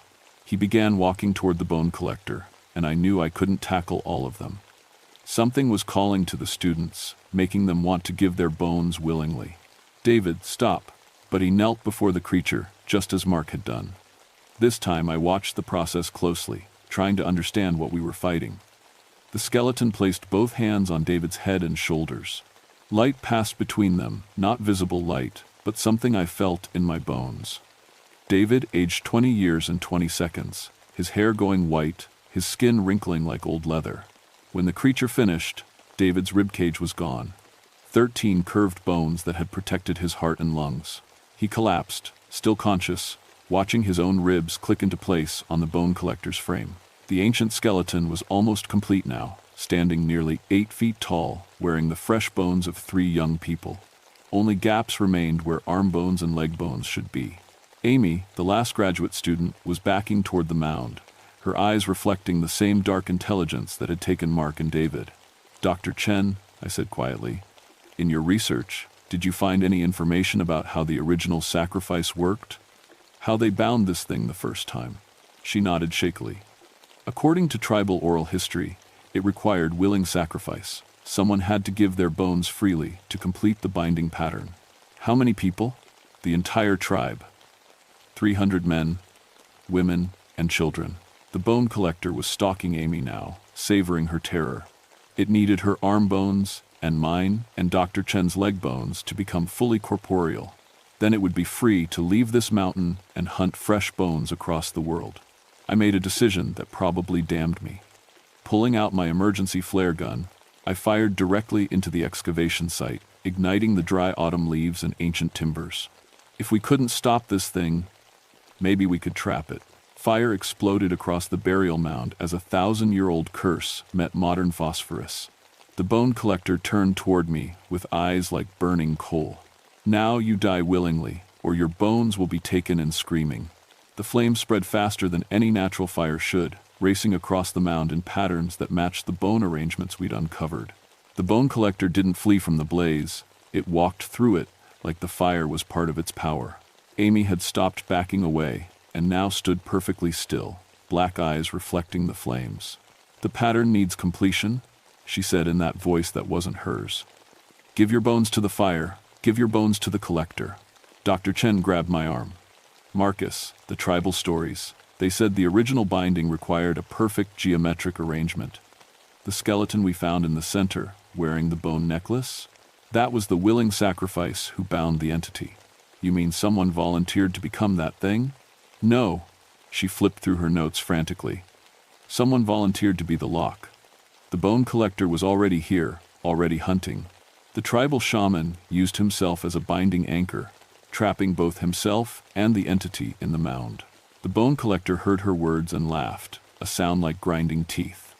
The old shaman thought bone and spirit could hold me forever. But your digging broke his prison. His bones have turned to dust. Only I remain. It reached for Amy, and she willingly offered her arms. The surgical precision was horrifying to watch. Her radius and ulna, the two bones of her forearm, slid out of her flesh like they were meant to be harvested. She didn't scream, just smiled as her arms went limp and useless. The creature fitted Amy's bones into its frame and stood complete for the first time in 1,000 years. 8 feet tall, built from ancient spine and pelvis, but fresh arms and legs, wearing the skulls of my friends like trophies. Now I hunt beyond this mountain, it said. Cities full of bones, hospitals full of fresh marrow, children with soft skulls perfect for my collection. The fire had spread to the surrounding forest, but it wasn't touching our group. The flames formed a perfect circle around the clearing, trapping us inside with the bone collector. Ancient magic and modern phosphorus working together. Dr. Chen was still reading her field notes. Marcus, listen. The binding spell required a willing sacrifice, but it also required the sacrifice to have knowledge of the old ways.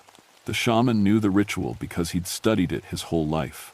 I'm not a shaman, but you're an archaeologist. You've spent 25 years studying these sites, learning the patterns, understanding the sacred arrangements. You know more about this place than anyone alive. The bone collector was examining Amy's body, deciding which bones it wanted next. Her ribs, maybe, or her spine. It had all the time in the world now. I looked at the burning mound, at the geometric patterns of ancient bones, at my fallen students. 25 years of protecting archaeological sites. A quarter-century of learning how the old peoples lived, how they died, how they honored their sacred places. Maybe that was enough. If I do this, I said to Dr. Chen, if I try to become the new binding, you have to get out. Tell people what happened here. Make sure this site is never disturbed again. She nodded, tears cutting tracks through the soot on her face. I walked toward the center of the mound, toward the spot where the original shaman had made his sacrifice 1,000 years ago. The bone collector watched me approach, curious. You offer yourself willingly? It asked. I offer myself knowledgeably, I replied, kneeling in the exact center of the ancient pattern. I call on the spirits of this place, the guardians of these bones, the wisdom of the peoples who built this sacred mound. The creature laughed. Their spirits are long dead, Ranger. Only I remain. But as I spoke the words, I felt something respond. Not the bone collector, something older, deeper. The mountain itself, the forest that had stood here for millennia, the bones of countless generations buried in this sacred soil. I wasn't alone. The bone collector reached for me with Amy's fresh arm bones, but when it touched my forehead, something unexpected happened. Instead of draining my life, it met the accumulated knowledge of 25 years protecting these mountains. Every artifact I'd cataloged, every sacred site I'd preserved, every tribal story I'd learned. Power flowed both ways. Impossible, the creature hissed. I grabbed its bone necklace, the one that had belonged to the original shaman, and felt his spirit still bound within the finger joints. He'd been waiting 1,000 years for someone who understood the old ways to take his place. The bone collector tried to pull away, but I held tight. The shaman's spirit flowed into me, and suddenly I knew the words, knew the ritual, knew exactly what needed to be done. 7 times 7 bones freely given, I said, not in terror and pain, but in love and protection. I pressed the bone necklace against my chest and felt my ribs crack, then separate, then slide out of my body to join the ancient pattern in the burning earth. It hurt less than I'd expected. Dr. Chen found my body 3 days later when the search and rescue team finally reached the site. I was lying in the center of the burial mound, arms crossed, wearing the bone necklace of the tribal shaman. The investigators said I'd died of a heart attack, probably from smoke inhalation when the wildfire swept through. They never found the bone collector. They also never found most of my ribs, though the county coroner noted the unusual bone loss, possibly from scavenger activity. Dr. Chen didn't correct the official report. Some truths aren't meant for government paperwork. The excavation site was declared culturally sensitive and permanently closed to archaeological investigation. The university sealed their findings, and the few artifacts they'd cataloged were returned to tribal custody for reburial. The Massanutten Mountain Burial Mound was added to the National Registry of Historic Places with a special designation that forbids any future digging. Dr. Chen visits every year on the anniversary, bringing tobacco and sage to burn at the edge of the clearing. She tells me about her new research, about the students she's teaching, about the precautions she's built into every dig site protocol. She can't hear me answer, but I think she knows I'm listening. The other spirits are good company. The original shaman welcomed me with what I think was relief. 1,000 years is a long time to stand guard alone. Amy, Mark, David, and Jennifer are here too. Their bones part of the binding pattern now, their spirits helping to maintain the prison that holds the bone collector. Sometimes late at night, when hikers camp too close to the mound, I can feel the creature stirring in its bone cage, testing the bindings, looking for weakness. It whispers to anyone who'll listen, promising knowledge and power and the secret mathematics of death. But the pattern holds. 7 times 7 bones, freely given in love and protection. The tribal shaman's wisdom, a forest ranger's dedication, and 4 young archaeologists who died protecting something they barely understood. Not the sacrifice the bone collector wanted, but the one the mountain needed. Dr. Chen's latest report mentions unusual electromagnetic activity in the area and unexplained audio phenomena that may indicate settlement in the underlying geological formations. What she doesn't mention is how the trees now grow in protective circles around the mound, how animals avoid the area entirely, and how compasses spin wildly when hikers get too close. The George Washington National Forest is a safer place now, but it's not the same. Ancient powers sleep lightly, and some doors, once opened, never fully close.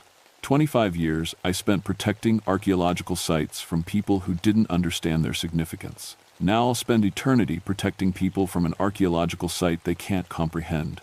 It's a good job.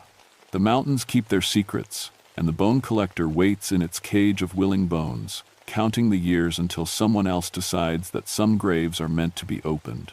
But for now, the pattern holds, and the old forest keeps its watch. My name was Marcus Blackwood, and I was a ranger for longer than I ever expected.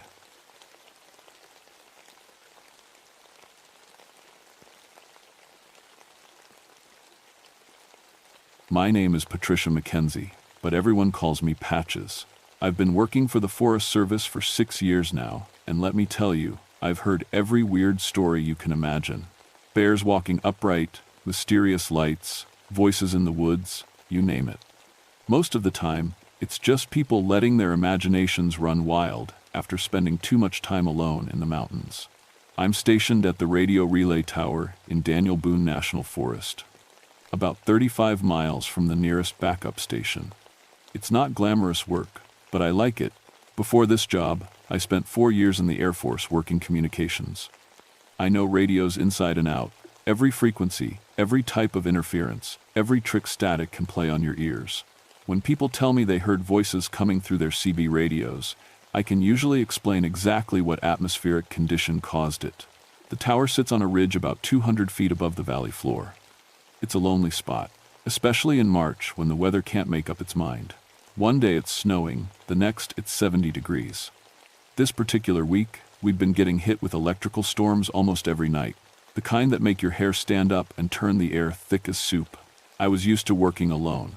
Most days, I'd get maybe 3 or 4 routine check-ins from ranger stations scattered across Kentucky and Tennessee.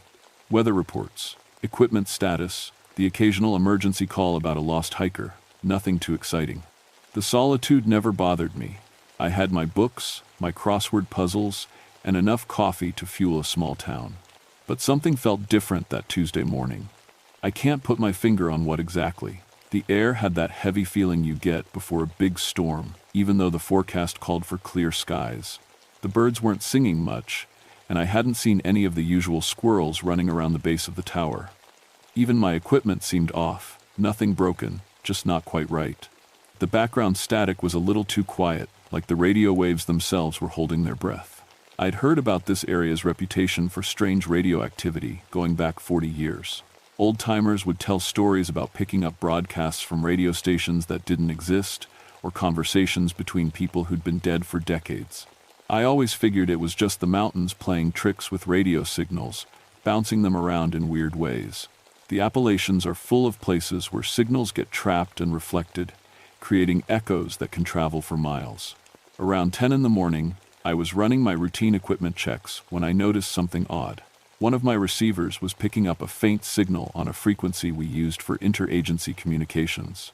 Nothing unusual about that, except the signal wasn't coming from any of our scheduled transmissions. I adjusted the squelch and listened closer. It sounded like two rangers talking about a missing person search. Standard stuff, except they mentioned GPS coordinates and digital mapping systems we didn't have yet. And they kept referring to protocols that didn't exist in our manual. I wrote it off as bleeding over from another state's radio system.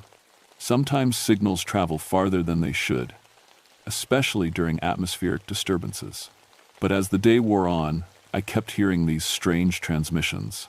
Always professional sounding, always rangers or emergency personnel, but always talking about equipment and procedures that seemed just a little too advanced, like they were from the future or something. By noon, I was starting to get annoyed. Someone was either playing pranks on our frequency, or there was some serious interference happening. Either way, it was my job to figure it out. I pulled out my logbook and started documenting every transmission I heard. Time, frequency, signal strength, content, everything. That's when I heard something that made my blood run cold. This is Ranger Station 47 to Patches Mackenzie at Relay Tower Delta 7. Do you copy? Nobody called me by name on the radio except my supervisor, and he wasn't scheduled to check in until 6 p.m. Plus, Station 47 didn't exist. Our highest numbered station was Station 31, down in Tennessee. I grabbed my microphone. Unknown caller, this is Mackenzie at Tower Delta 7. Please identify yourself and your location. Static. Then, Patches. This is going to sound crazy, but you need to listen carefully. Today is March 20th, 1991, correct? That's correct. Who is this? My name is David Rodriguez. I'm calling from Ranger Station 47 in the year 2019. I almost laughed out loud. Very funny. Whoever this is, you're interfering with emergency frequencies. Identify yourself properly or get off the air. Patches, I know this sounds impossible, but check your equipment logs for today's date. Look at transmission 127 Alpha. You logged it at 10:47 a.m. My hands went cold. I hadn't told anyone about that transmission, and I definitely hadn't shared the code numbers I used in my personal log system.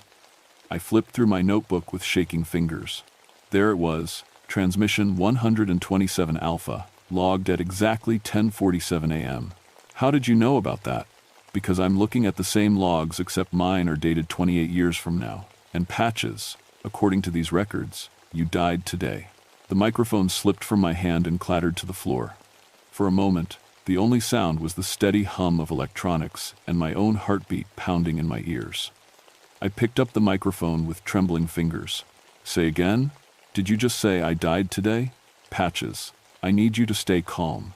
I know this is impossible to believe, but something's happening to time around your location.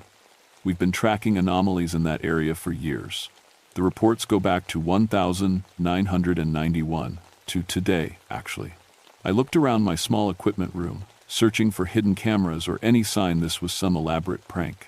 But everything looked normal. My coffee cup still steaming, my half-finished crossword puzzle, the steady green lights on my radio panels. Okay, let's say I believe you. How exactly did I supposedly die? The official report says equipment failure during an electrical storm. You were found 5 days later, when a supervisor came to check on you after losing radio contact.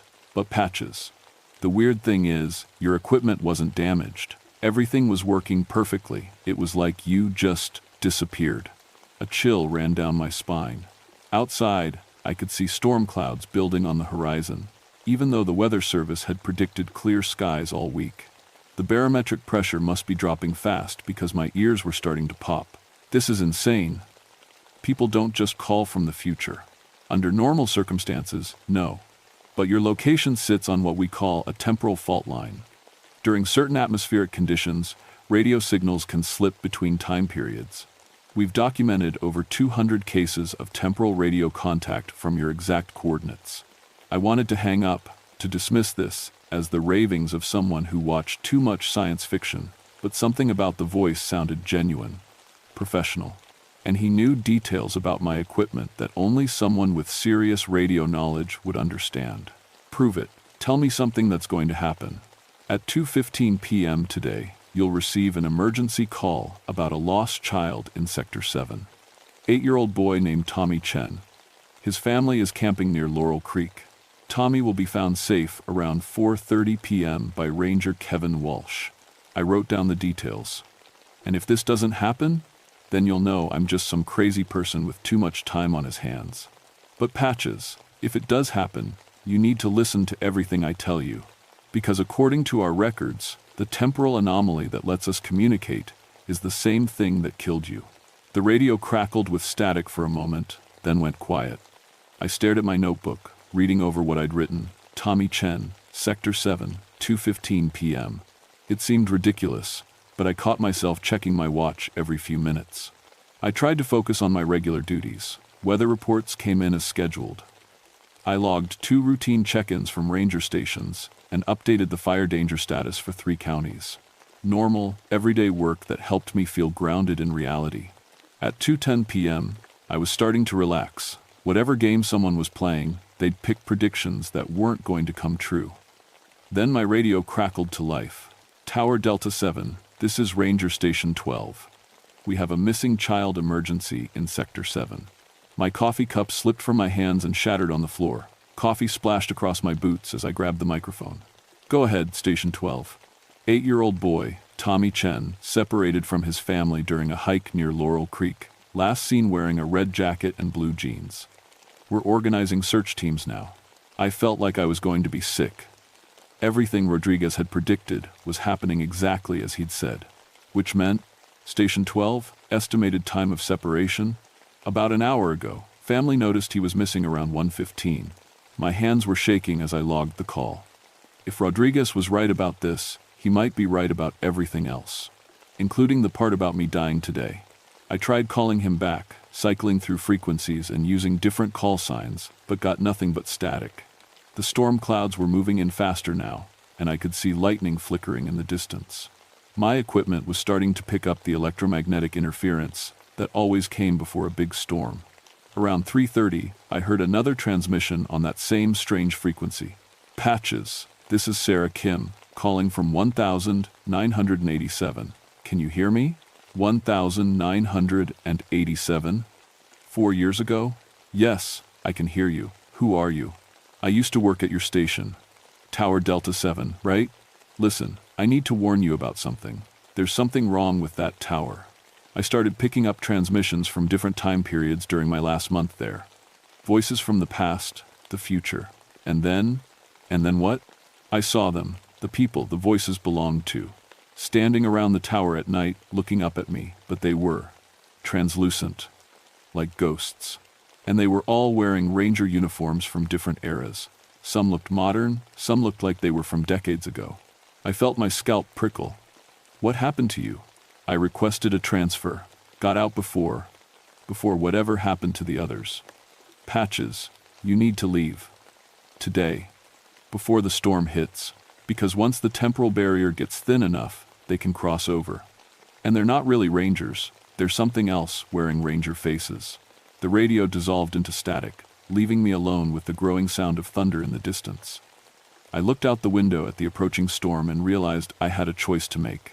I could dismiss all of this as elaborate pranks or stress-induced hallucinations, or I could believe that somehow, impossibly, I was receiving radio transmissions from other time periods. Either way, I was about to find out. Because according to the weather radar I was watching, the storm would hit in less than an hour. And if Rodriguez was right, I had until tonight to figure out how to change my own death. At 4:25 p.m., my radio crackled again.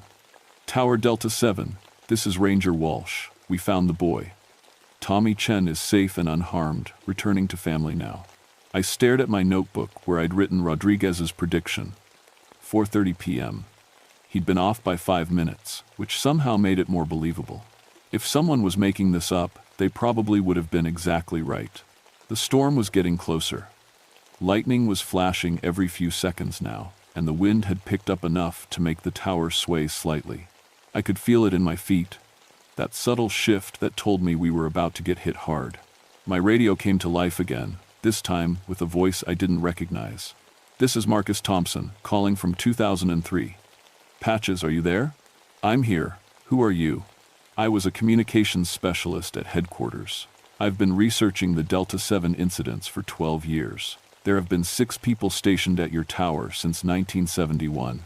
5 of them died under mysterious circumstances, always during electrical storms, always with no clear cause of death. What about the 6th?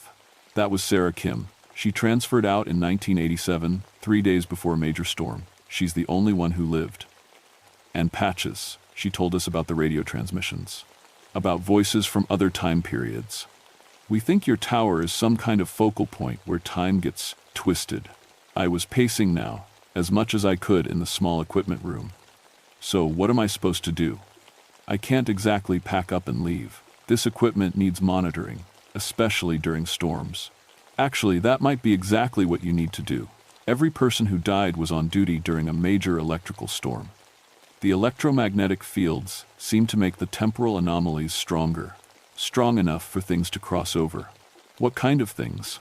"We're not entirely sure, but we have reports from 1973 and 1981 of the tower operators making panicked radio calls about figures surrounding the building. Translucent people in outdated ranger uniforms. And in both cases, the operators stopped responding shortly after. Thunder crashed overhead, close enough to make my equipment lights flicker. The storm was almost on top of me now. I looked out the window and froze. There was someone standing at the base of my tower. A man in a ranger uniform, but the style looked wrong. Too formal, like something from the 1950 seconds.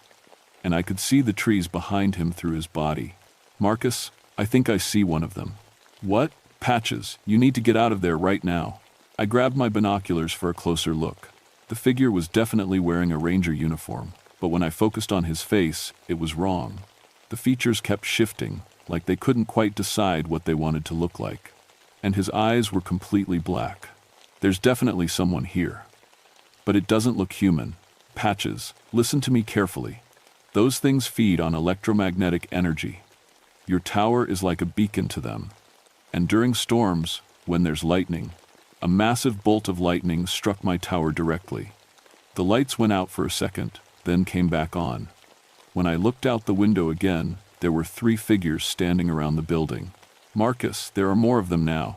But my radio was just static. The lightning had knocked out my long-range communications. I was completely cut off from the outside world. I tried switching frequencies, looking for any signal, when I heard a voice that made my blood turn to ice. Patricia Mackenzie. It was coming through my radio, but it sounded wrong, like multiple voices speaking in unison, slightly out of sync. "We have been waiting. Who are you? What do you want?" "We are the Between. We exist in the spaces time forgot. Your tower calls to us, feeds us, and tonight the barrier is thin enough for us to cross." Another lightning strike, even closer this time. The lights flickered again, and when they came back on, I could see more figures. Dozens of them now, all wearing ranger uniforms from different time periods. Some looked recent, others looked like they were from decades ago. All of them had those same shifting faces and black eyes. "We have worn the faces of your predecessors, learned their voices, used them to call across time and warn others. It amuses us." My heart stopped. "Rodriguez, Marcus, Sarah, those were you? We have been many voices, speaking from many times, all to bring you to this moment." I felt sick. All those warnings, all that information, it had been the entities themselves, playing some twisted game, leading me to stay here instead of leaving like I should have. But wait, if they were lying about the voices from other time periods, how did they know about Tommy Chen? How did they predict something that actually happened? "You're lying. You couldn't have known about the missing boy. Could we not?" The voice was amused now. We exist outside time, Patricia Mackenzie. Past and future are the same to us. We see all timelines, all possibilities. Predicting your small human concerns is simple. Another massive lightning strike. This time, the lights went out and stayed out. I was running on backup power now, which meant I had maybe 6 hours before everything shut down completely. In the darkness outside, the figures were moving closer. I could see them climbing the tower itself, their translucent forms moving in ways that defied physics. Some were walking straight up the metal beams, like the tower was lying flat.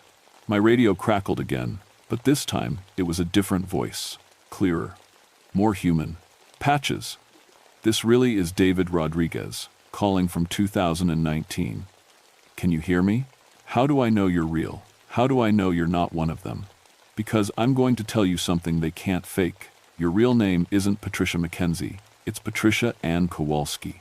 You changed it when you joined the Air Force because you were running from an abusive boyfriend named Mike Hendricks. You've never told anyone that story. I gasped. He was right. That was information I'd never shared with anyone, not even my closest friends. It was buried so deep in my past that even I tried not to think about it. Oh God, you're real. The others, they were lying. Some of them were the entities, yes, but not all. Patches, listen to me. We've been trying to reach you for hours, but they've been blocking most of our transmissions. You're in serious danger. 40 unprecedented 7. I can see them. They're climbing my tower. How much backup power do you have? Maybe 6 hours. That's not enough. Once your power fails completely, the entities will be able to manifest fully in your timeline. And once they do that, what happens? They don't just kill their victims, Patches. They replace them, take over their lives, their identities, and then they use those identities to lure more people to the tower. Lightning struck again, so close I could smell ozone.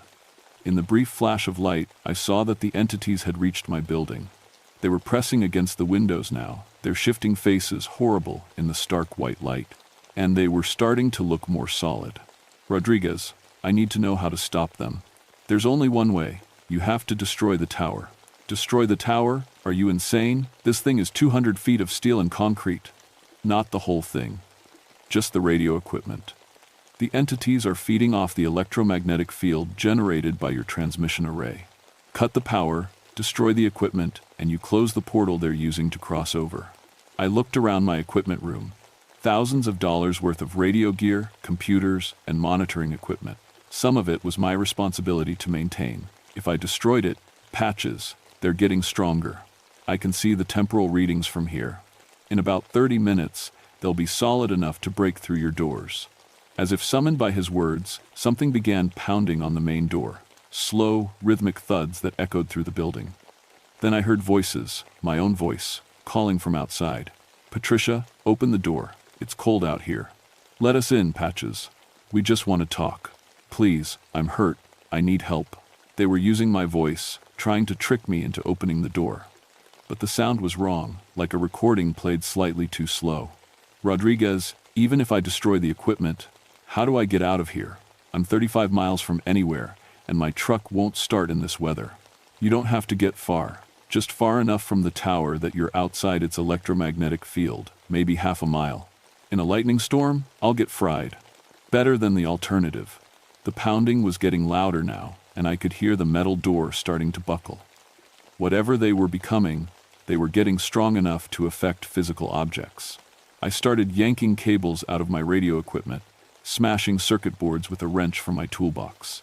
Sparks flew as I destroyed months of careful maintenance work.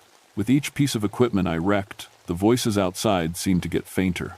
That's working. Rodriguez's voice was clearer now. Keep going. But then I heard a sound that made my blood freeze. The whine of metal being torn apart. They were ripping through the door. I grabbed my emergency kit, flashlight, first aid supplies, emergency radio, and started looking for another way out.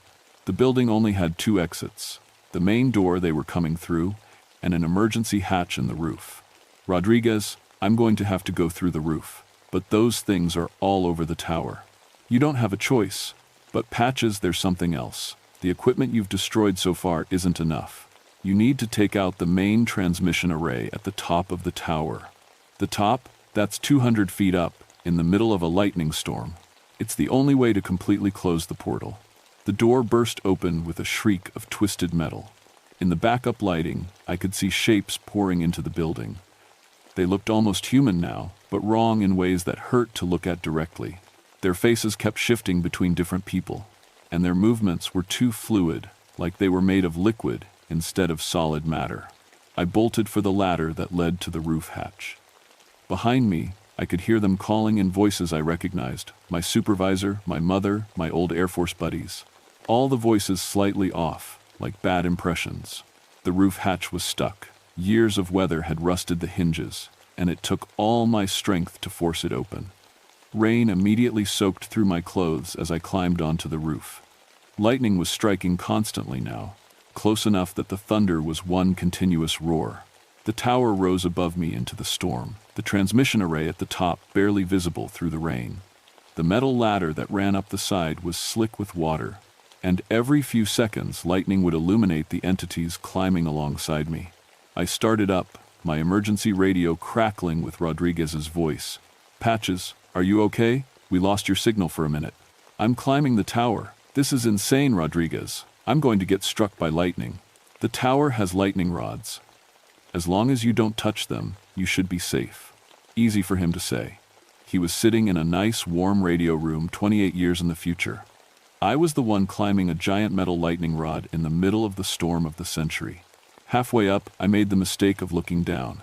The entities were following me, but they moved wrong, flowing up the tower like liquid mercury. And below them, I could see more coming out of the building.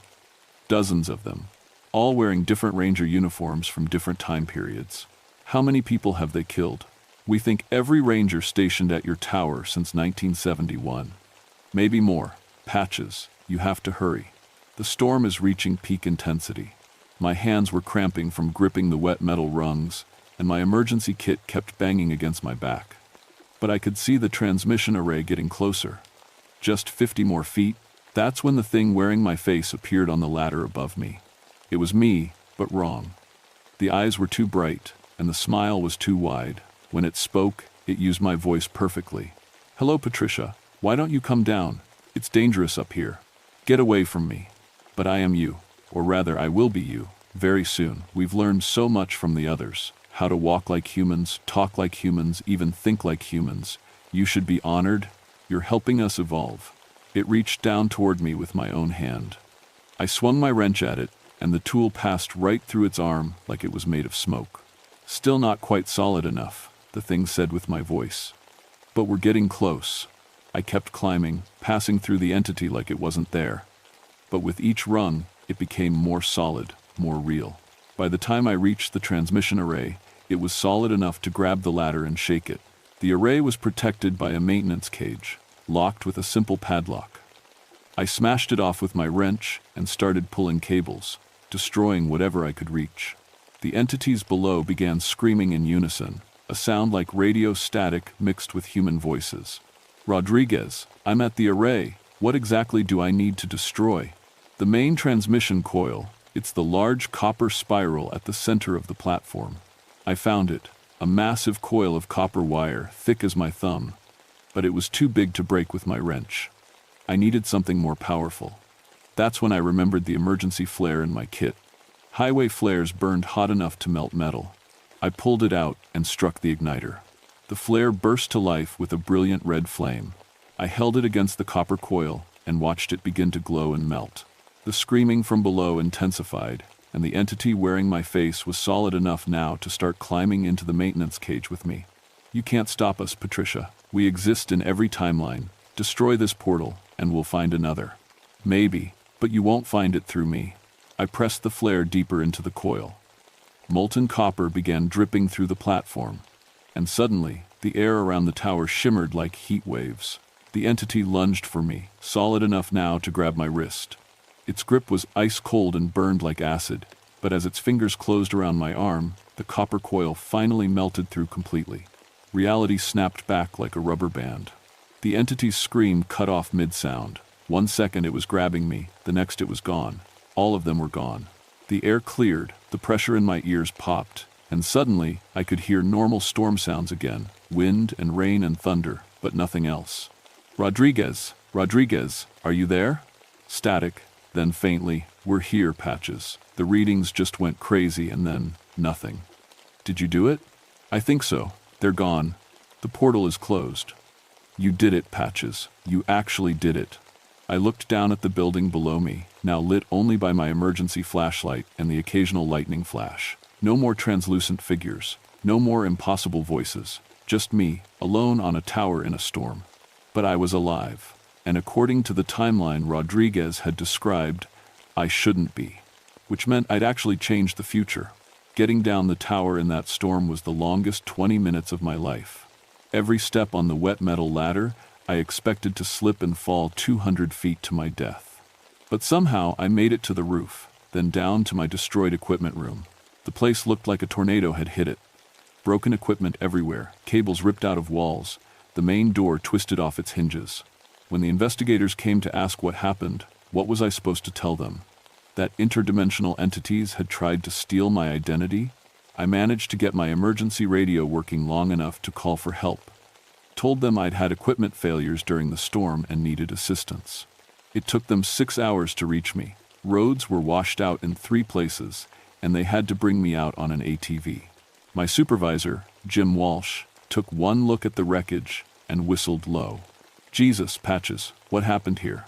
Looks like lightning hit every piece of equipment you had. Pretty much, I said. It wasn't entirely a lie. Lightning had been involved.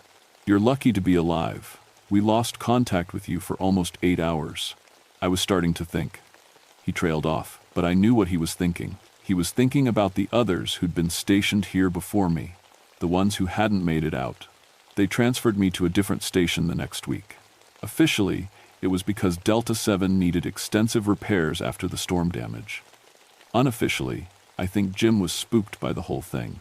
The tower had developed a reputation over the years, and losing another operator would have raised questions nobody wanted to answer. I never told anyone the real story. How could I? Who would believe it? Instead, I filed my official report, equipment failure due to electrical storm, operator safe, and tried to move on with my life.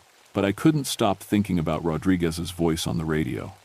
If he was calling from 2019, and I'd changed the timeline by surviving, what happened to his version of history? Did I create some kind of paradox? Or was this always how it was supposed to happen? 6 months later, I got my answer. I was working at my new station in Tennessee when I picked up a transmission on the old frequency we'd used for interdimensional contact. A familiar voice, clear as day. Patches, this is David Rodriguez, calling from 2019. Can you hear me? My hands shook as I grabbed the microphone. Rodriguez, is that really you? It's me. I wanted to let you know, the timeline has stabilized. According to our records, you transferred out of Delta 7 in March 1991 after equipment failure during a storm. No more mysterious deaths. The entities never found another way through. So it's over. At your location, yes. But Patches. There are other places, other focal points where time gets thin. We've documented at least 12 sites across North America where similar things have happened. My blood ran cold. Are there people stationed at those locations? Some of them. We're working on it, trying to warn people before what almost happened to you happens to them. How? Radio transmissions across time, just like we did with you. It's the only way to get information to the right people at the right moment. So Rodriguez and his team were out there somewhere in 2019, monitoring temporal anomalies and trying to save lives across multiple timelines. A kind of time-traveling rescue service, working through radio waves and electromagnetic fields. Is there anything I can do to help? Actually, yes. We need people in your time period who understand what's happening. People who can monitor the frequencies and pass along warnings when we detect anomalies. And that's how I became part of the strangest job I've ever had. By day, I work as a normal Forest Service radio operator. But a few nights a week, I monitor specific frequencies, listening for transmissions from the future. When Rodriguez's team detects temporal anomalies at other locations, they send me the information, and I pass warnings along to the people who need them. So far, we've saved 4 other rangers from situations similar to mine. A fire lookout in Montana who was about to be replaced by something that called itself the Smoke Walker. A communications specialist in Alaska who was receiving radio calls from dead Arctic explorers. Each time, we've managed to get them the information they needed to break the connection before the entities could cross over. It's not an easy job. Most people think I'm crazy when I call them up and tell them their reality is about to be invaded by interdimensional parasites. But enough of them listen, and enough of them survive, that I know we're making a difference. Sometimes I wonder what would have happened if I'd ignored Rodriguez's warning that first day. If I'd dismissed the voice from the future as just another prank or equipment malfunction, I probably would have died like all the others, and the entities would have worn my face to lure someone else to their death. But I survived. I changed the timeline. And now I'm helping others do the same. The tower at Delta 7 was eventually torn down and replaced with automated equipment. No more human operators stationed there alone. But late at night, when I'm monitoring the frequencies, I sometimes pick up faint signals from that area, whispers in the static, voices calling from between the seconds, looking for a way through. They're still out there, somewhere in the spaces between time, waiting for the next storm, the next weak point in reality, the next chance to cross over. But now we're waiting too, and we're ready for them. My name is Patricia Mackenzie, and I talk to the future for a living. It's not the career I planned on, but it's the one I've got. And every time we save someone else from the things that live between timelines, I know it's worth it. The entities taught me something important that night on the tower. Time isn't as solid as we think it is. It can be bent, twisted, even broken if you know how. But it can also be protected, and that's exactly what we're going to do.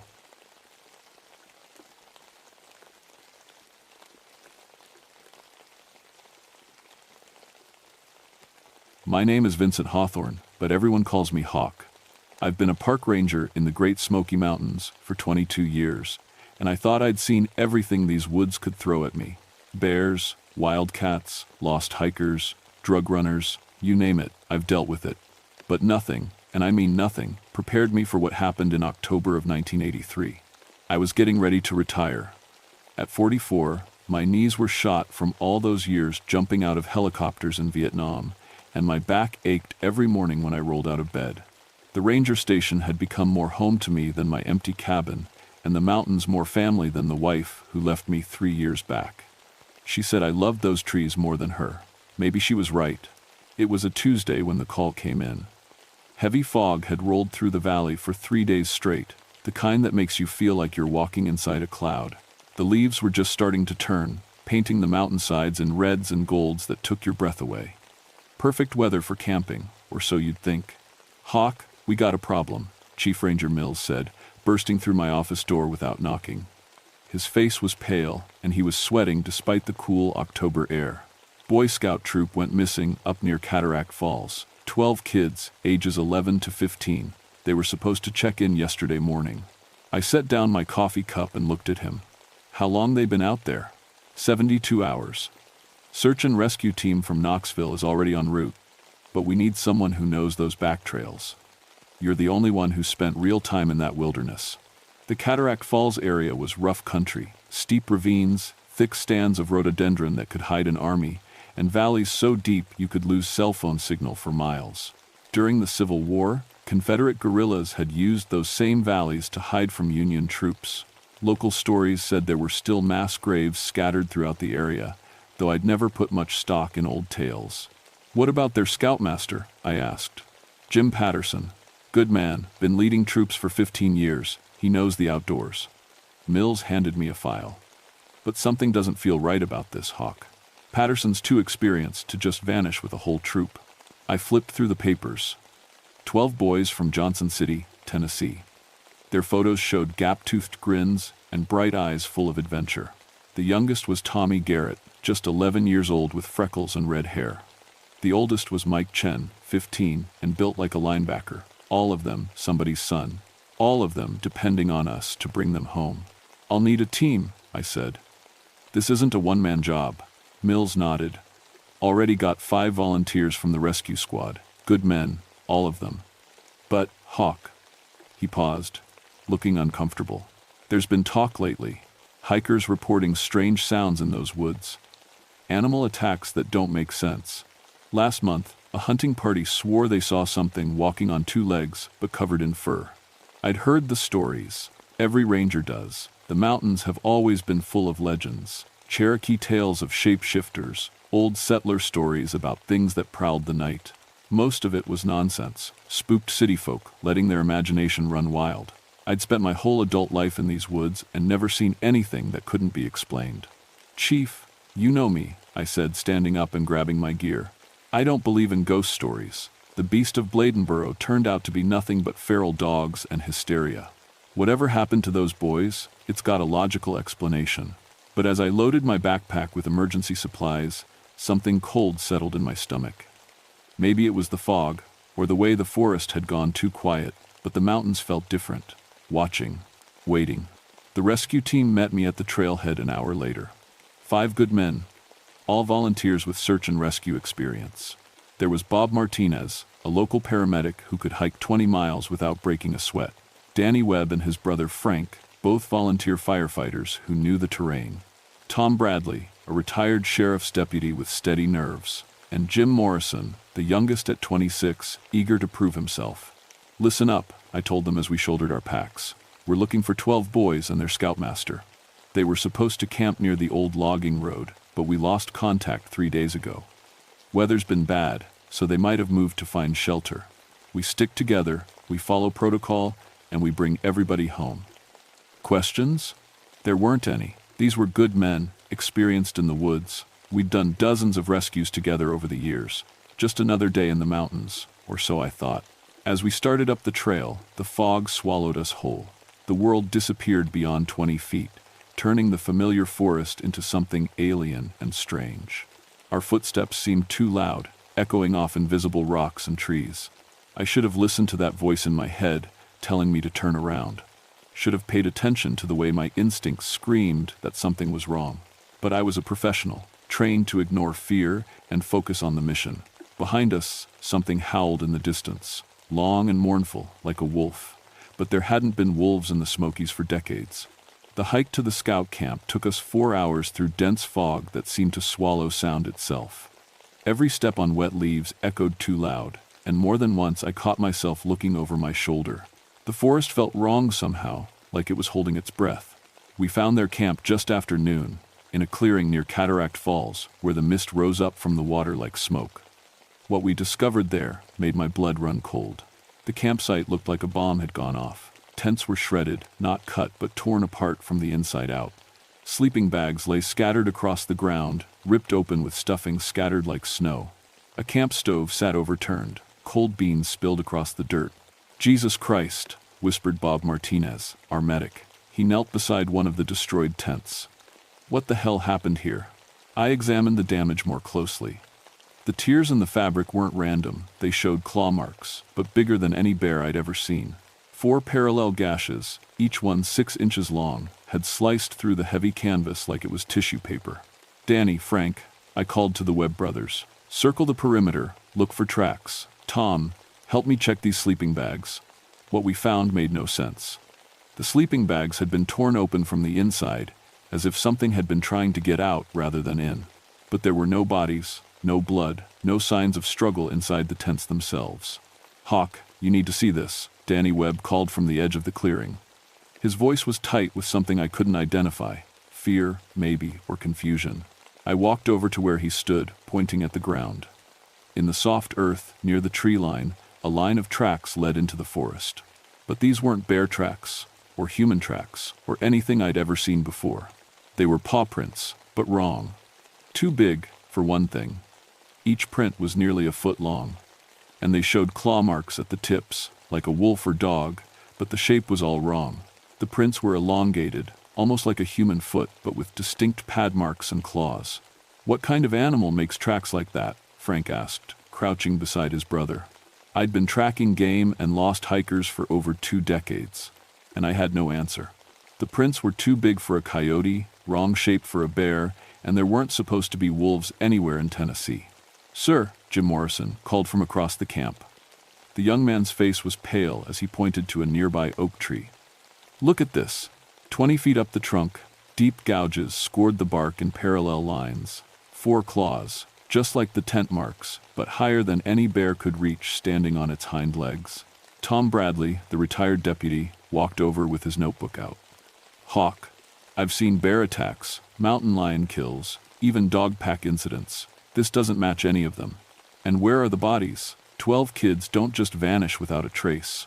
That's when we heard it. A sound that made my skin crawl. From somewhere deep in the forest came a howl, long and mournful, but with an almost human quality to it, like a wolf trying to scream. That's the same sound we heard on the trail, Bob said, unconsciously moving closer to the group. The howl was answered from another direction, then another. Soon the entire forest echoed with the eerie calls, coming from all around us. They weren't random animal sounds. There was a pattern to them, almost like communication. Pack behavior, I muttered, pieces starting to fit together in my mind. Whatever did this, it's not working alone. I pulled out my radio to call back to base, but got nothing but static. The fog seemed to be interfering with the signal. Or maybe it was the mountains themselves. Either way, we were on our own. All right, listen up, I said, gathering the team. We're dealing with an animal attack of some kind. Maybe a pack of feral dogs, maybe something that wandered down from Canada. Point is, those boys might still be alive, and they're depending on us. I didn't mention the doubt growing in my mind. The tracks were too organized, the camp destruction too methodical. This felt less like an animal attack and more like an ambush. But admitting that would mean admitting something I wasn't ready to face. We follow the trail, I continued. Stay close, stay quiet, and keep your eyes open. If these animals are still in the area, we need to be ready. The tracks led northwest, deeper into the wilderness, where the old logging roads gave way to game trails and creek beds. As we followed them, I noticed other disturbing signs.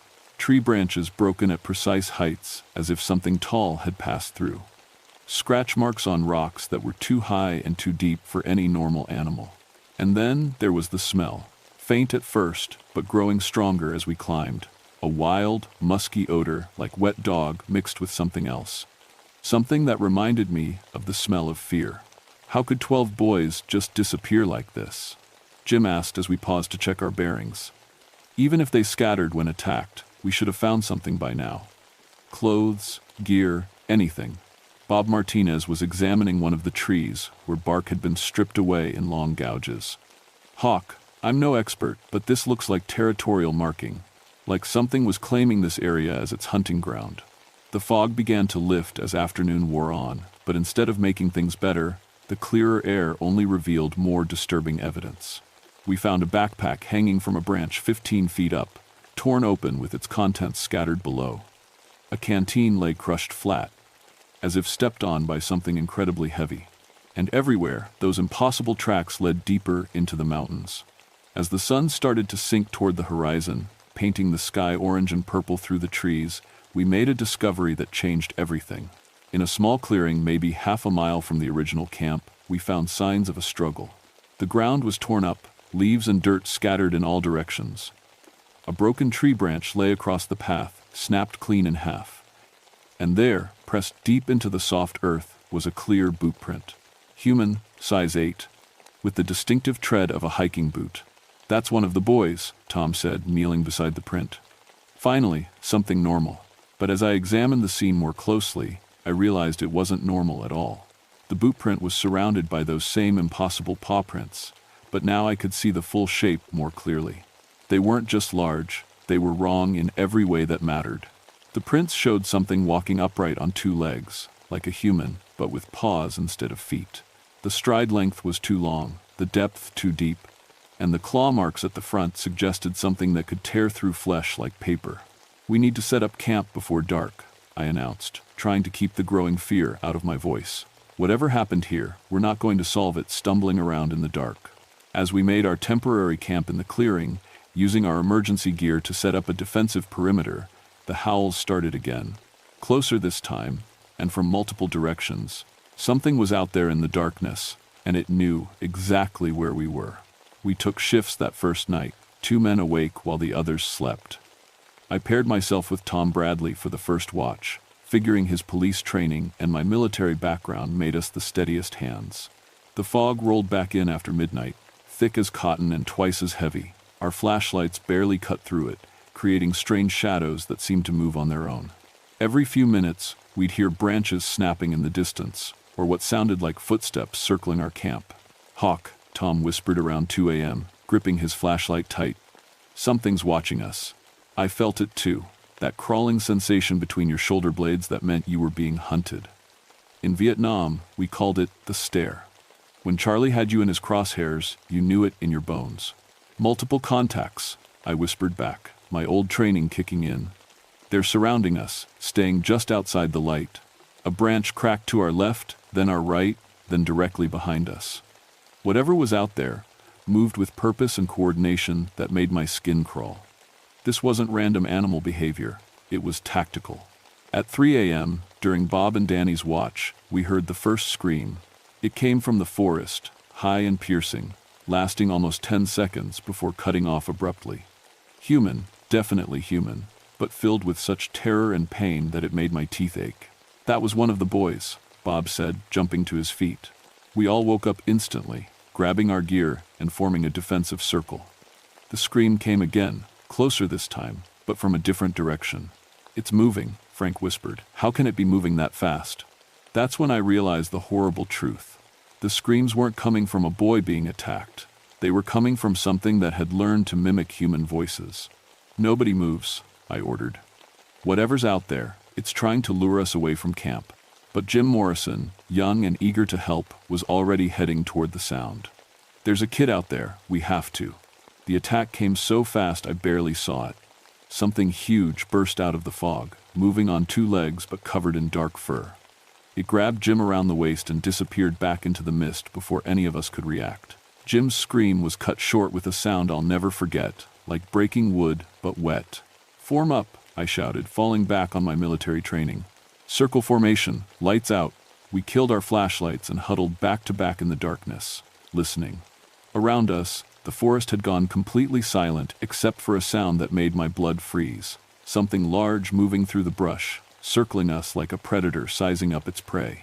"What the hell was that thing?" Danny Webb's voice cracked with fear. I'd gotten a good look at it in the brief moment of the attack. 7 feet tall, walking upright like a man but covered in dark fur. Its face was wrong, partly human, partly wolf, with intelligent eyes that reflected our flashlight beams like mirrors. And its hands? They weren't paws. They were hands with fingers and opposable thumbs, but tipped with claws longer than hunting knives. Some kind of bear, I lied, because the truth was impossible. Mutant, maybe, or diseased. But I knew it wasn't a bear. In my 22 years in these mountains, I'd never seen anything like what had taken Jim. And the way it moved, the intelligence in its eyes, the coordinated stalking behavior, this was something else entirely. Dawn couldn't come fast enough. When the sun finally broke through the fog, we found no trace of Jim, except for deep scratches in the earth where he'd been grabbed and a few drops of blood leading into the forest. "We need to get out of here," Bob said, his medic training warring with basic human fear. "Radio for backup, helicopters, whatever we can get." I tried the radio again, but still got nothing but static. Either the mountains were blocking our signal, or something was jamming us on purpose. Given what I'd seen, I was starting to believe the latter. "We can't leave," I said. "There are still kids out there, and we're the only help they've got." Tom Bradley checked his service pistol, making sure it was loaded. "Hawk, that thing that took Jim wasn't natural. I put 6 rounds center mass into bears during my time as a deputy, and they went down. But this is something else." As we broke camp and followed the trail deeper into the mountains, I started noticing things that made my military training scream warnings. The tracks weren't random. They followed game trails and creek beds with tactical precision. The broken branches and territorial markings weren't random either. They formed a pattern that herded us in a specific direction. We were being hunted by something with the intelligence to plan and coordinate, something that understood human behavior well enough to use our own rescue instincts against us. Around noon, we found evidence of a second camp, not the boys' camp, but something else. A rough shelter made from branches and leaves, hidden in a thick stand of rhododendron. The smell there was overwhelming, that same wild musk I'd noticed before, but concentrated enough to make us gag. "Territorial marker," I said, examining the crude structure. "This is their hunting ground, and we're trespassing." Frank Webb found something that made him stumble backward with a curse. Half buried under the leaves were bones, picked clean and gnawed with teeth, marks too big for any normal predator. "Are those?" Danny started to ask. "Human," Tom confirmed grimly. "Some of them, anyway. Others look like deer, maybe bear." As the afternoon wore on, we began to understand the scope of what we were dealing with. This wasn't a single creature, it was a pack, and they'd been hunting in these mountains for a long time. We found more campsites, more bone caches, more territorial markers. The pattern suggested at least 5 or 6 individuals, working together with the kind of coordination that spoke of high intelligence and experience. "How long you think they've been out here?" Bob asked, as we paused to rest beside a creek. I studied the evidence, thinking like the soldier I used to be. Months, maybe years. Long enough to establish territory, learn the terrain, develop hunting strategies. That's when the howls started again, but this time they were different. Shorter, more urgent, like signals passing between members of a hunting party. They're communicating, I realized with growing dread. Coordinating an attack. The first arrow of fear hit when Danny Webb disappeared. One moment he was walking point, the next moment the forest ahead of us was empty, except for his dropped flashlight, still spinning on the ground. No scream, no struggle, no sound at all, just gone. "Ambush tactics," I muttered, my military mind cataloging the threat. "They're picking us off, one at a time, using the terrain and superior numbers." As the shadows grew longer and the temperature dropped, I realized we were fighting an enemy that combined the hunting instincts of wild predators with the tactical intelligence of human soldiers, and we were losing badly. With 2 men down and darkness approaching, I made the hardest decision of my life. "We're changing tactics," I announced. "No more rescue mission. This is now a survival situation, and our only objective is to get out of these mountains alive." But as I said it, I knew the truth that my years of military experience couldn't let me ignore. We weren't just being hunted by animals. We were being hunted by something that understood exactly how humans think, and it was using that knowledge to kill us one by one. By the time full darkness fell on our second night, there were only 3 of us left. Bob Martinez vanished just after sunset. We heard him scream once, a sound that started human and ended as something else entirely. When we found where he'd been taken, there were drag marks leading into a ravine so deep our flashlights couldn't reach the bottom. Frank Webb was next. The thing got him while he was collecting firewood, not 20 yards from our camp. One moment we could hear him breaking branches. The next there was silence so complete it made my ears ring. That left me, Tom Bradley, and the growing certainty that we were dealing with something impossible. "Hawk," Tom said as we sat back to back in our makeshift camp, "I need to tell you something. About those bones we found earlier." I waited, checking my rifle for the 100th time. We'd pooled our ammunition, 12 rounds between us, plus Tom's service pistol with 6 shots. Not much against what was hunting us. "Some of those bones were old," Tom continued. "Real old. And there were buttons mixed in with them, brass military buttons." My blood went cold. "What kind of buttons?" "Union Army, from the Civil War. I collect military antiques, so I recognize them. Hawk, whatever's killing people in these mountains has been doing it for over a century."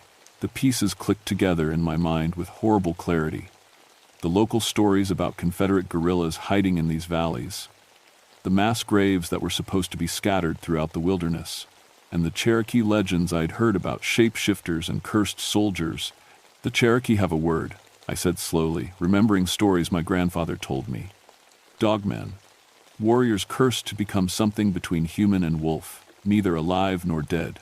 Tom laughed, but there was no humor in it. "Come on, Hawk, you don't believe that supernatural bullshit." Before I could answer, the howls started again. But this time they were close, so close I could hear them breathing between the calls. And there was something different about the sound, something almost like laughter. "They're playing with us," I realized. "They could have killed us any time, but they're enjoying the hunt." That's when the voices started. "Help me," came from the darkness, perfect mimicry of Jim Morrison's voice. "Please, somebody help me." Then Bob's voice. "Over here, I'm hurt, but I'm alive." And finally, most horrible of all, a child's voice crying for his mother. Tom raised his pistol toward the sounds, but I pushed his arm down. "Don't waste the ammunition. It's not them. How can you be sure? Because I watched Jim die. And Bob. Whatever took Bob didn't leave enough left to call for help. The voices continued, circling our position, each one perfectly mimicked to trigger our rescue instincts. But underneath the human words, I could hear something else, a low rumbling that sounded like laughter. They're intelligent, I said, smart enough to learn our language, to understand what makes us respond. This isn't random predation, it's psychological warfare. Around midnight, they finally showed themselves. The first one stepped into the edge of our firelight like a nightmare made flesh. 7 feet tall, walking upright on 2 legs, but covered head to toe in dark fur that seemed to absorb light. Its face was the worst part, mostly human features, but stretched and distorted, with a wolf's muzzle full of teeth designed for tearing flesh. Its eyes glowed red in the firelight, filled with an intelligence that was both human and utterly alien. Behind it came others. 5 more creatures, each one slightly different, but all sharing that same horrible hybrid nature. They moved with military precision, spreading out to surround our camp with the coordination of a trained unit. Jesus Christ, Tom whispered, his pistol shaking in his hands. What are they? The leader stepped forward and did something that nearly broke my sanity. It smiled, showing those massive fangs, and spoke in a voice that was almost human. Soldiers, it said, the word distorted but clear. Like you. My rifle felt useless in my hands, but I kept it trained on the creature's center mass. What do you want? Hunt, it replied, tilting its head like a curious dog. Always hunt. Always hungry. The boys, I demanded. What did you do with the boys? The thing's smile widened, fed the pack, taught them fear, like you. That's when I understood the true horror of our situation. These things weren't just killing for food, they were killing because they enjoyed it. They had retained enough human intelligence to understand fear, but had lost everything that made them human. Tom fired first, putting 3 rounds center mass into the leader. The bullets hit. I saw them impact, but the creature barely staggered. Black blood oozed from the wounds, but they were already starting to close. Run, I shouted, grabbing Tom's arm.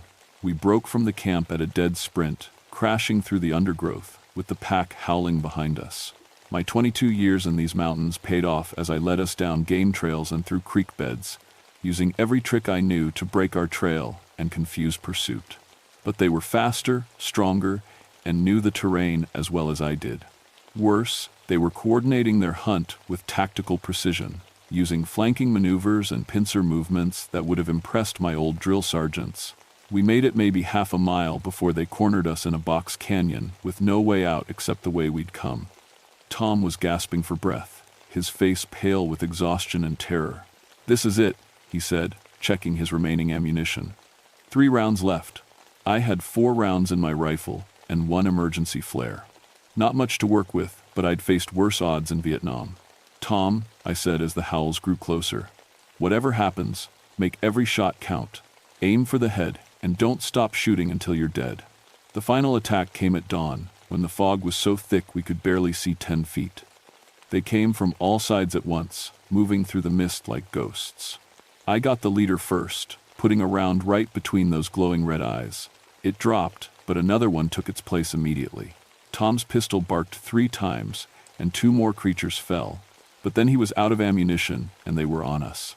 My rifle butt smashed into a wolf-like muzzle, breaking teeth and drawing black blood. Claws raked across my chest, shredding my shirt and the flesh beneath.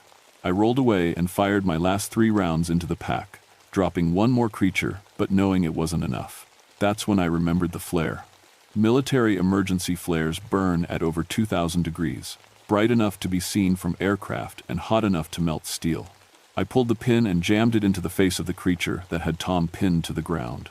The thing screamed, a sound like a train whistle mixed with a human shriek, and the magnesium fire spread across its fur like napalm. It rolled away, burning and howling, and the other creatures backed off in fear and confusion. "The ravine!" I shouted to Tom. "Jump!" We leaped into the darkness, falling 20 feet into freezing creek water that knocked the breath from our lungs. Above us, the creatures howled in frustration, but they didn't follow. Maybe they couldn't climb down, or maybe they were afraid of the water. Either way, we had our chance to escape. We made it out of the mountains 3 days later, half dead from exposure and blood loss. Tom had deep claw marks across his back, and my chest looked like I'd been mauled by a bear. We told the authorities exactly that. Bear attack, multiple casualties, traumatic experience. They believed us, mostly because the alternative was impossible. The official report listed Jim Morrison, Bob Martinez, Danny Webb, Frank Webb, and all 12 Boy Scouts as victims of animal attacks. The few remains we'd found were buried quietly, and the families were told their loved ones died serving others. The Cataract Falls area was closed to the public indefinitely, officially due to dangerous wildlife activity. Unofficially, because 3 more hikers went missing there over the next 6 months, and the search teams never found so much as a boot print. I retired immediately, turned in my badge and gun, and moved to Florida, where the biggest predator is an alligator, and the scariest thing in the woods is a lost tourist. But some nights, when the wind is howling and the darkness seems too thick, I still hear them calling. Tom Bradley lasted 2 years before the nightmares drove him to eat his service pistol. His widow still sends me Christmas cards, and she still doesn't know what really killed her husband. The thing is, I know they're still out there, still hunting, still killing, still growing smarter and more organized. And someday, when the pack gets big enough and bold enough, they're going to leave those mountains and spread to new hunting grounds. I've seen what they can do to a trained rescue team. I've seen how they coordinate and plan and learn, and I know that humanity's time at the top of the food chain might be coming to an end. So, if you're ever hiking in the Smoky Mountains, and you hear howls in the distance that sound almost human, turn around and walk away. Don't investigate, don't try to help, don't let curiosity override your survival instincts. Because the pack that hunts upright is still out there, waiting for the next group of humans foolish enough to enter their territory. And next time, they might not be content to stay in the mountains. My name is Vincent Hawthorne, and this is the last time I'll ever tell this story. Some truths are too dangerous to share, and some nightmares are real. The pack is patient, the pack is smart, and the pack is hungry. God help us all.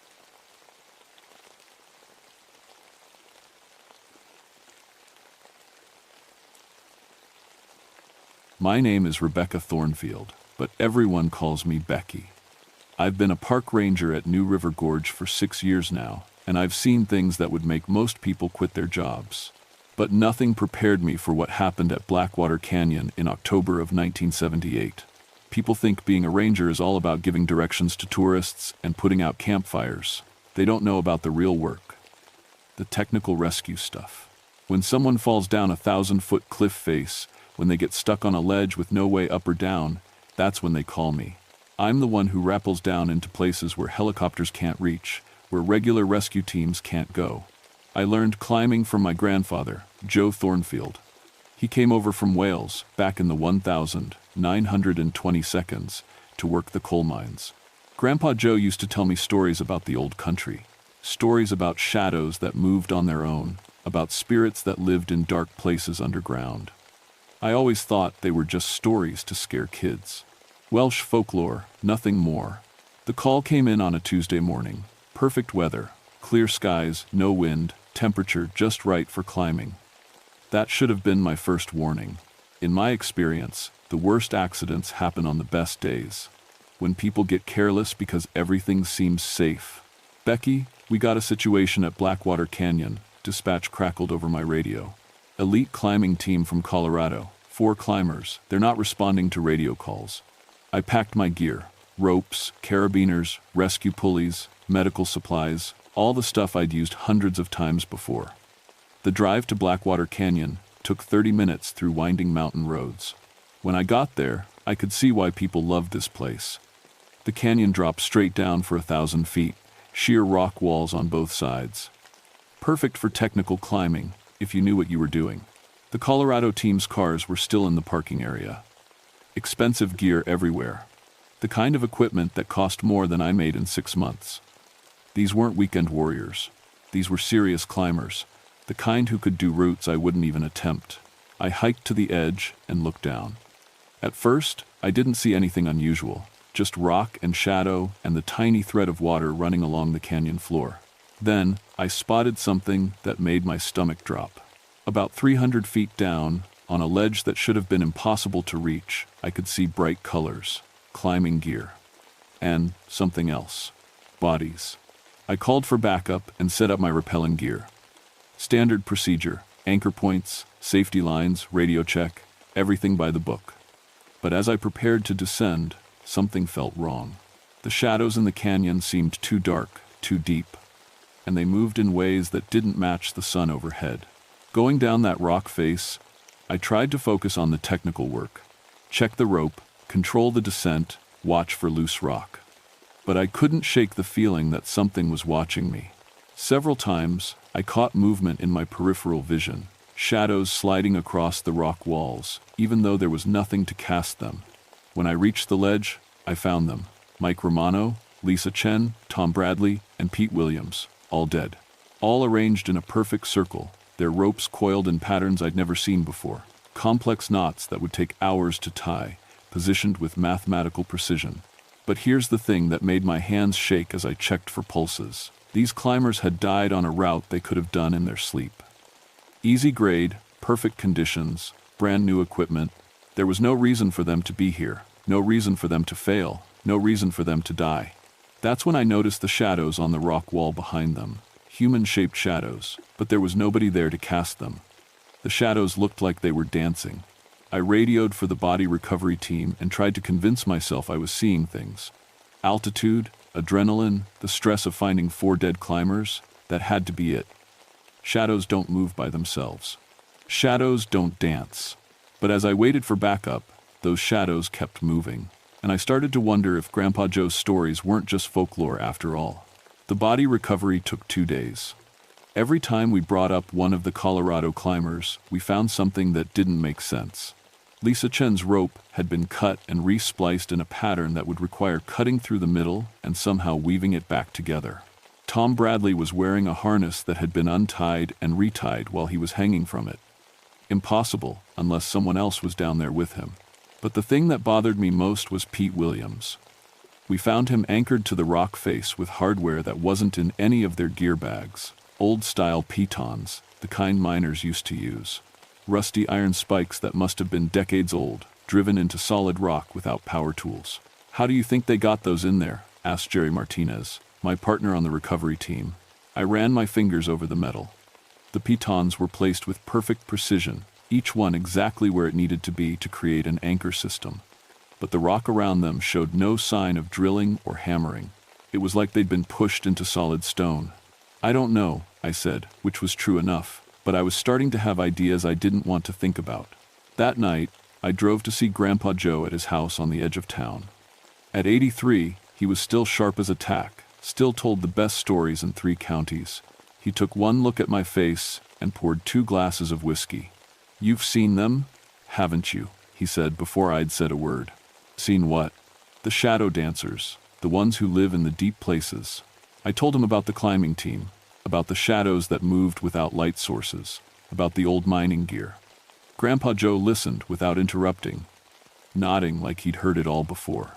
"My father told me about them," he said finally, "back in Wales, before we came here. Said there were spirits in the mines, shadows of men who died in cave-ins and never found their way to rest.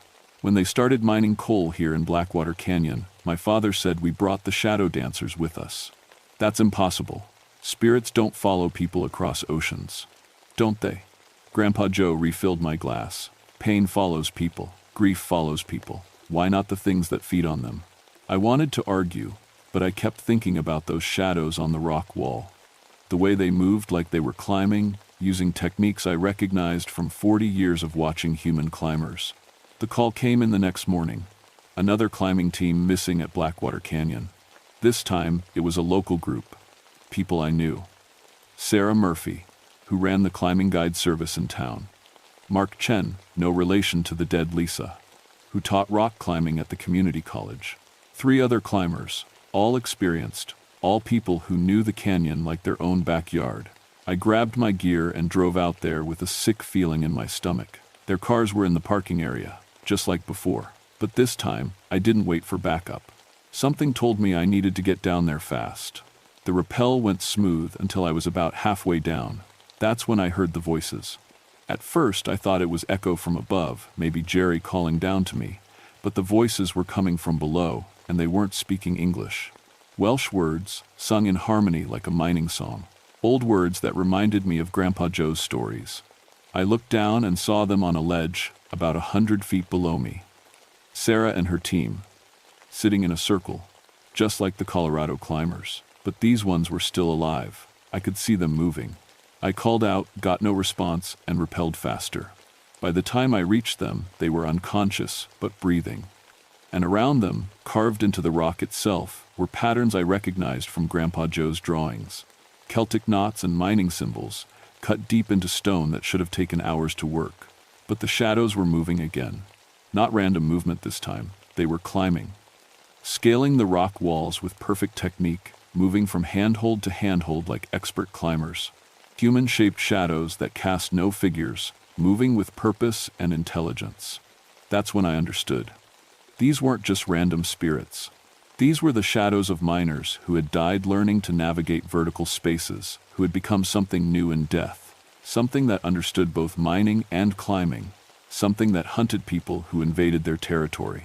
I radioed for immediate medical evacuation and tried to wake Sarah. When her eyes opened, she looked at me with pure terror. "They're in the rock," she whispered. "They come out of the stone itself. And Becky, they know every route we've ever climbed." Sarah's team recovered, but they couldn't tell us much.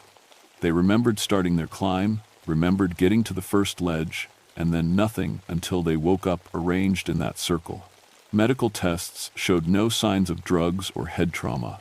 It was like something had simply switched off their consciousness for 6 hours. But I knew better now. I'd seen the shadows moving with purpose, had heard the Welsh mining songs echoing from empty rock. Whatever was down in Blackwater Canyon, it was hunting climbers. And it was getting bolder. The National Park Service wanted to close the canyon. I argued against it, said we needed more information first. The truth was, I couldn't stop thinking about those shadows. The way they moved, it wasn't random. They were organized, intelligent, working together like a team. Like miners who had learned to climb. 2 nights later, I went down alone. I know that sounds crazy. Every rule of technical rescue says you never work alone, never risk a second victim. But I had advantages the others didn't. I knew the family stories. I understood what we might be dealing with, and I'd been climbing these rocks since I was 12 years old. I rappelled down in full darkness, using a headlamp to light the rock face. The shadows were waiting for me. They came out of the stone itself, flowing like liquid darkness across the vertical rock wall. Human shapes that moved with climbing techniques I'd never seen before, using tiny fingertip holds that shouldn't support any weight, flowing across overhangs without apparent effort. And they were hurting me. Every time I tried to move left or right, shadows would appear to block my path. When I tried to rappel faster, they moved below me, cutting off escape routes. I was being guided deeper into the canyon, toward places where no rescue team would ever find me. That's when I remembered something Grandpa Joe had told me about the Welsh mines. Iron and fire, he'd said. The old spirits couldn't stand iron and fire together. I had plenty of iron. Every piece of my climbing gear was steel and aluminum. For fire, I had the emergency flare from my rescue kit. I pulled the flare, struck it, and held it close to my carabiners. The shadows recoiled like I'd hit them with electricity. I used the flare like a torch, sweeping it across the rock face. Wherever the light touched, the shadows retreated, but they didn't disappear. They pulled back and waited, like they were learning. Adapting, I rappelled down another 100 feet, using the flare to keep the shadows at bay. But I could feel them testing the light, probing for weaknesses, and I only had 3 flares. At the deepest accessible point in the canyon, I found their nest. It was a cave entrance hidden behind a fold in the rock, invisible from above. Inside, I could see climbing gear going back decades. Ropes and pitons and carabiners, all arranged in careful patterns. Some of the equipment was so old it had to be from the original mining operations, mixed with modern climbing gear from recent victims. But the worst part was the walls of the cave, covered with shadows that moved independently, each one the silhouette of a different climber. Some wore the gear of 1,970 seconds, alpinists. Others the heavy clothes of 1,920 seconds miners. All of them moving, all of them watching me with eyeless faces. And at the back of the cave, something that made my blood freeze. A shadow wearing my grandfather's old mining clothes, moving with the climbing techniques he'd taught me as a child. That's when I realized the truth. These weren't just the spirits of dead miners. They were the shadows of everyone who had ever died in vertical places. Mines, cliffs, climbing walls. A growing collection of darkness that learned from each new victim, that became more sophisticated with every climber they claimed. My second flare was burning low. I had maybe 5 minutes of light left, and the shadows were getting closer. Testing the edges of the fire, learning its limitations. I made a decision that probably saved my life, or maybe just delayed the inevitable. Instead of trying to escape, I started climbing deeper into the cave. The shadows followed, but they seemed confused by my movement toward them instead of away. I used the confusion to reach the back wall, where I could see something that didn't belong. A piece of modern climbing equipment that gleamed too bright in my flare light. It was Pete Williams's headlamp, still working, still casting light. I grabbed it, and suddenly had twice as much illumination. The shadows fell back further, hissing like steam escaping from rock. But I could see more of the cave now, could see just how many shadow figures were pressed against the walls. Dozens, maybe hundreds. The silhouettes of every climber and miner who had died in vertical spaces going back to the first coal operations in the 1,880 seconds. All of them learning, all of them waiting. My third flare was in my hand, ready to light, when I heard something that made me stop. Voices from above, real voices, calling my name. Jerry and the rescue team had come looking for me. "Becky, can you hear us?" Jerry's voice echoed down the canyon, distorted by rock walls and distance. I was trapped in a cave full of shadow figures, with one flare left and a dying headlamp. Above me, my rescue team was walking into the same trap that had killed the Colorado climbers. I had to choose between my own escape and their safety. "I'm here," I called back. "Do not come down." Repeat. "Do not descend." But Jerry was already rappelling. I could see his headlamp cutting through the darkness above the cave entrance, getting closer every second. The shadow figures around me were growing more agitated, pressing closer to the light as if feeding off my fear. That's when the shadow wearing Grandpa Joe's mining clothes stepped forward. It was impossible, but I would have recognized that silhouette anywhere. The way he moved his hands when he talked, the tilt of his head when he was thinking. But this thing wasn't my grandfather. It was something wearing his shape, something that had learned his mannerisms from decades of observation. The shadow grandfather spoke, and its voice was like wind through abandoned mine shafts. "You climb like I taught you, little one, but you've brought more food to our table. You're not my grandfather. I am what he became when the mine took him, what they all become when the darkness claims them." I looked around the cave, really seeing it for the first time. These weren't just random shadows. They were organized. The mining shadows in the back, the climbing shadows near the entrance, all arranged by era and expertise. 100 years of vertical death, learning from each other, combining techniques. What do you want? What we've always wanted. To climb. To go up, always up, toward the light we can never reach again. Jerry was getting closer. Maybe 50 feet above the cave now, completely unaware of what was waiting for him. I lit my last flare and held it high. "If I bring you more climbers, will you leave the others alone?" The shadow grandfather smiled with a mouth that was just darkness. "You misunderstand, little one. We don't want to kill climbers. We want to become them." That's when I finally got it. The shadow dancers weren't just hunting for victims. They were trying to possess the living, to use human bodies to experience climbing again. The Colorado team hadn't just died. They'd been taken over, used, and discarded when the shadows were done with them. And Jerry was about to become the next host. I made a choice that went against every instinct I had. Instead of using my last flare to keep the shadows away from me, I threw it up toward the cave entrance, trying to light Jerry's path so he could see what he was rappelling into. The flare arced through the darkness and exploded in bright red light just as Jerry reached the cave opening. For a split second, everything was illuminated. The cave full of shadow figures, the walls covered with climbing gear from a century of victims, the impossible truth of what we were dealing with. Jerry's scream echoed through the canyon. But the light also did something else. It revealed a second cave entrance, higher up and to the left. An old mining tunnel that connected to the surface. The original shaft that had brought Welsh miners down to this depth 100 years ago. In the dying light of the flare, I saw my chance. The shadows were confused by the sudden illumination, disoriented. Some of them were rushing toward Jerry, others pulling back from the light. For just a moment, their organization collapsed. I grabbed Pete Williams's headlamp and ran, not toward the entrance where Jerry was fighting for his life, but deeper into the cave system, toward the mining tunnel I'd glimpsed. Behind me, I could hear Jerry screaming as the shadow figures swarmed over him. Ahead of me, there was only darkness and the hope that a century-old mining shaft might still be passable. The tunnel was a nightmare of loose rock and bad air, carved by hand tools and supported by rotting timbers. But it was also my only way out.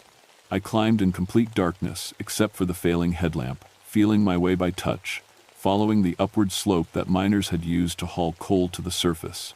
Behind me, I could hear them coming. Not just a few shadow figures, but dozens. Moving through the mine tunnels with the knowledge of men who had worked these passages in life. They knew every shortcut, every collapse, every way to cut off my escape. But I had one advantage they didn't expect. Grandpa Joe had brought me down here when I was 15, shown me the old mine workings before they were officially closed. I knew this tunnel system almost as well as they did. The race became a three-dimensional chess game played in total darkness. Every time I took a side passage, shadows would appear ahead of me. Every time I doubled back, they would be waiting. But slowly, steadily, I worked my way up through the mountain, using techniques Grandpa Joe had taught me and routes I'd explored as a teenager. The headlamp died when I was still 300 feet below the surface.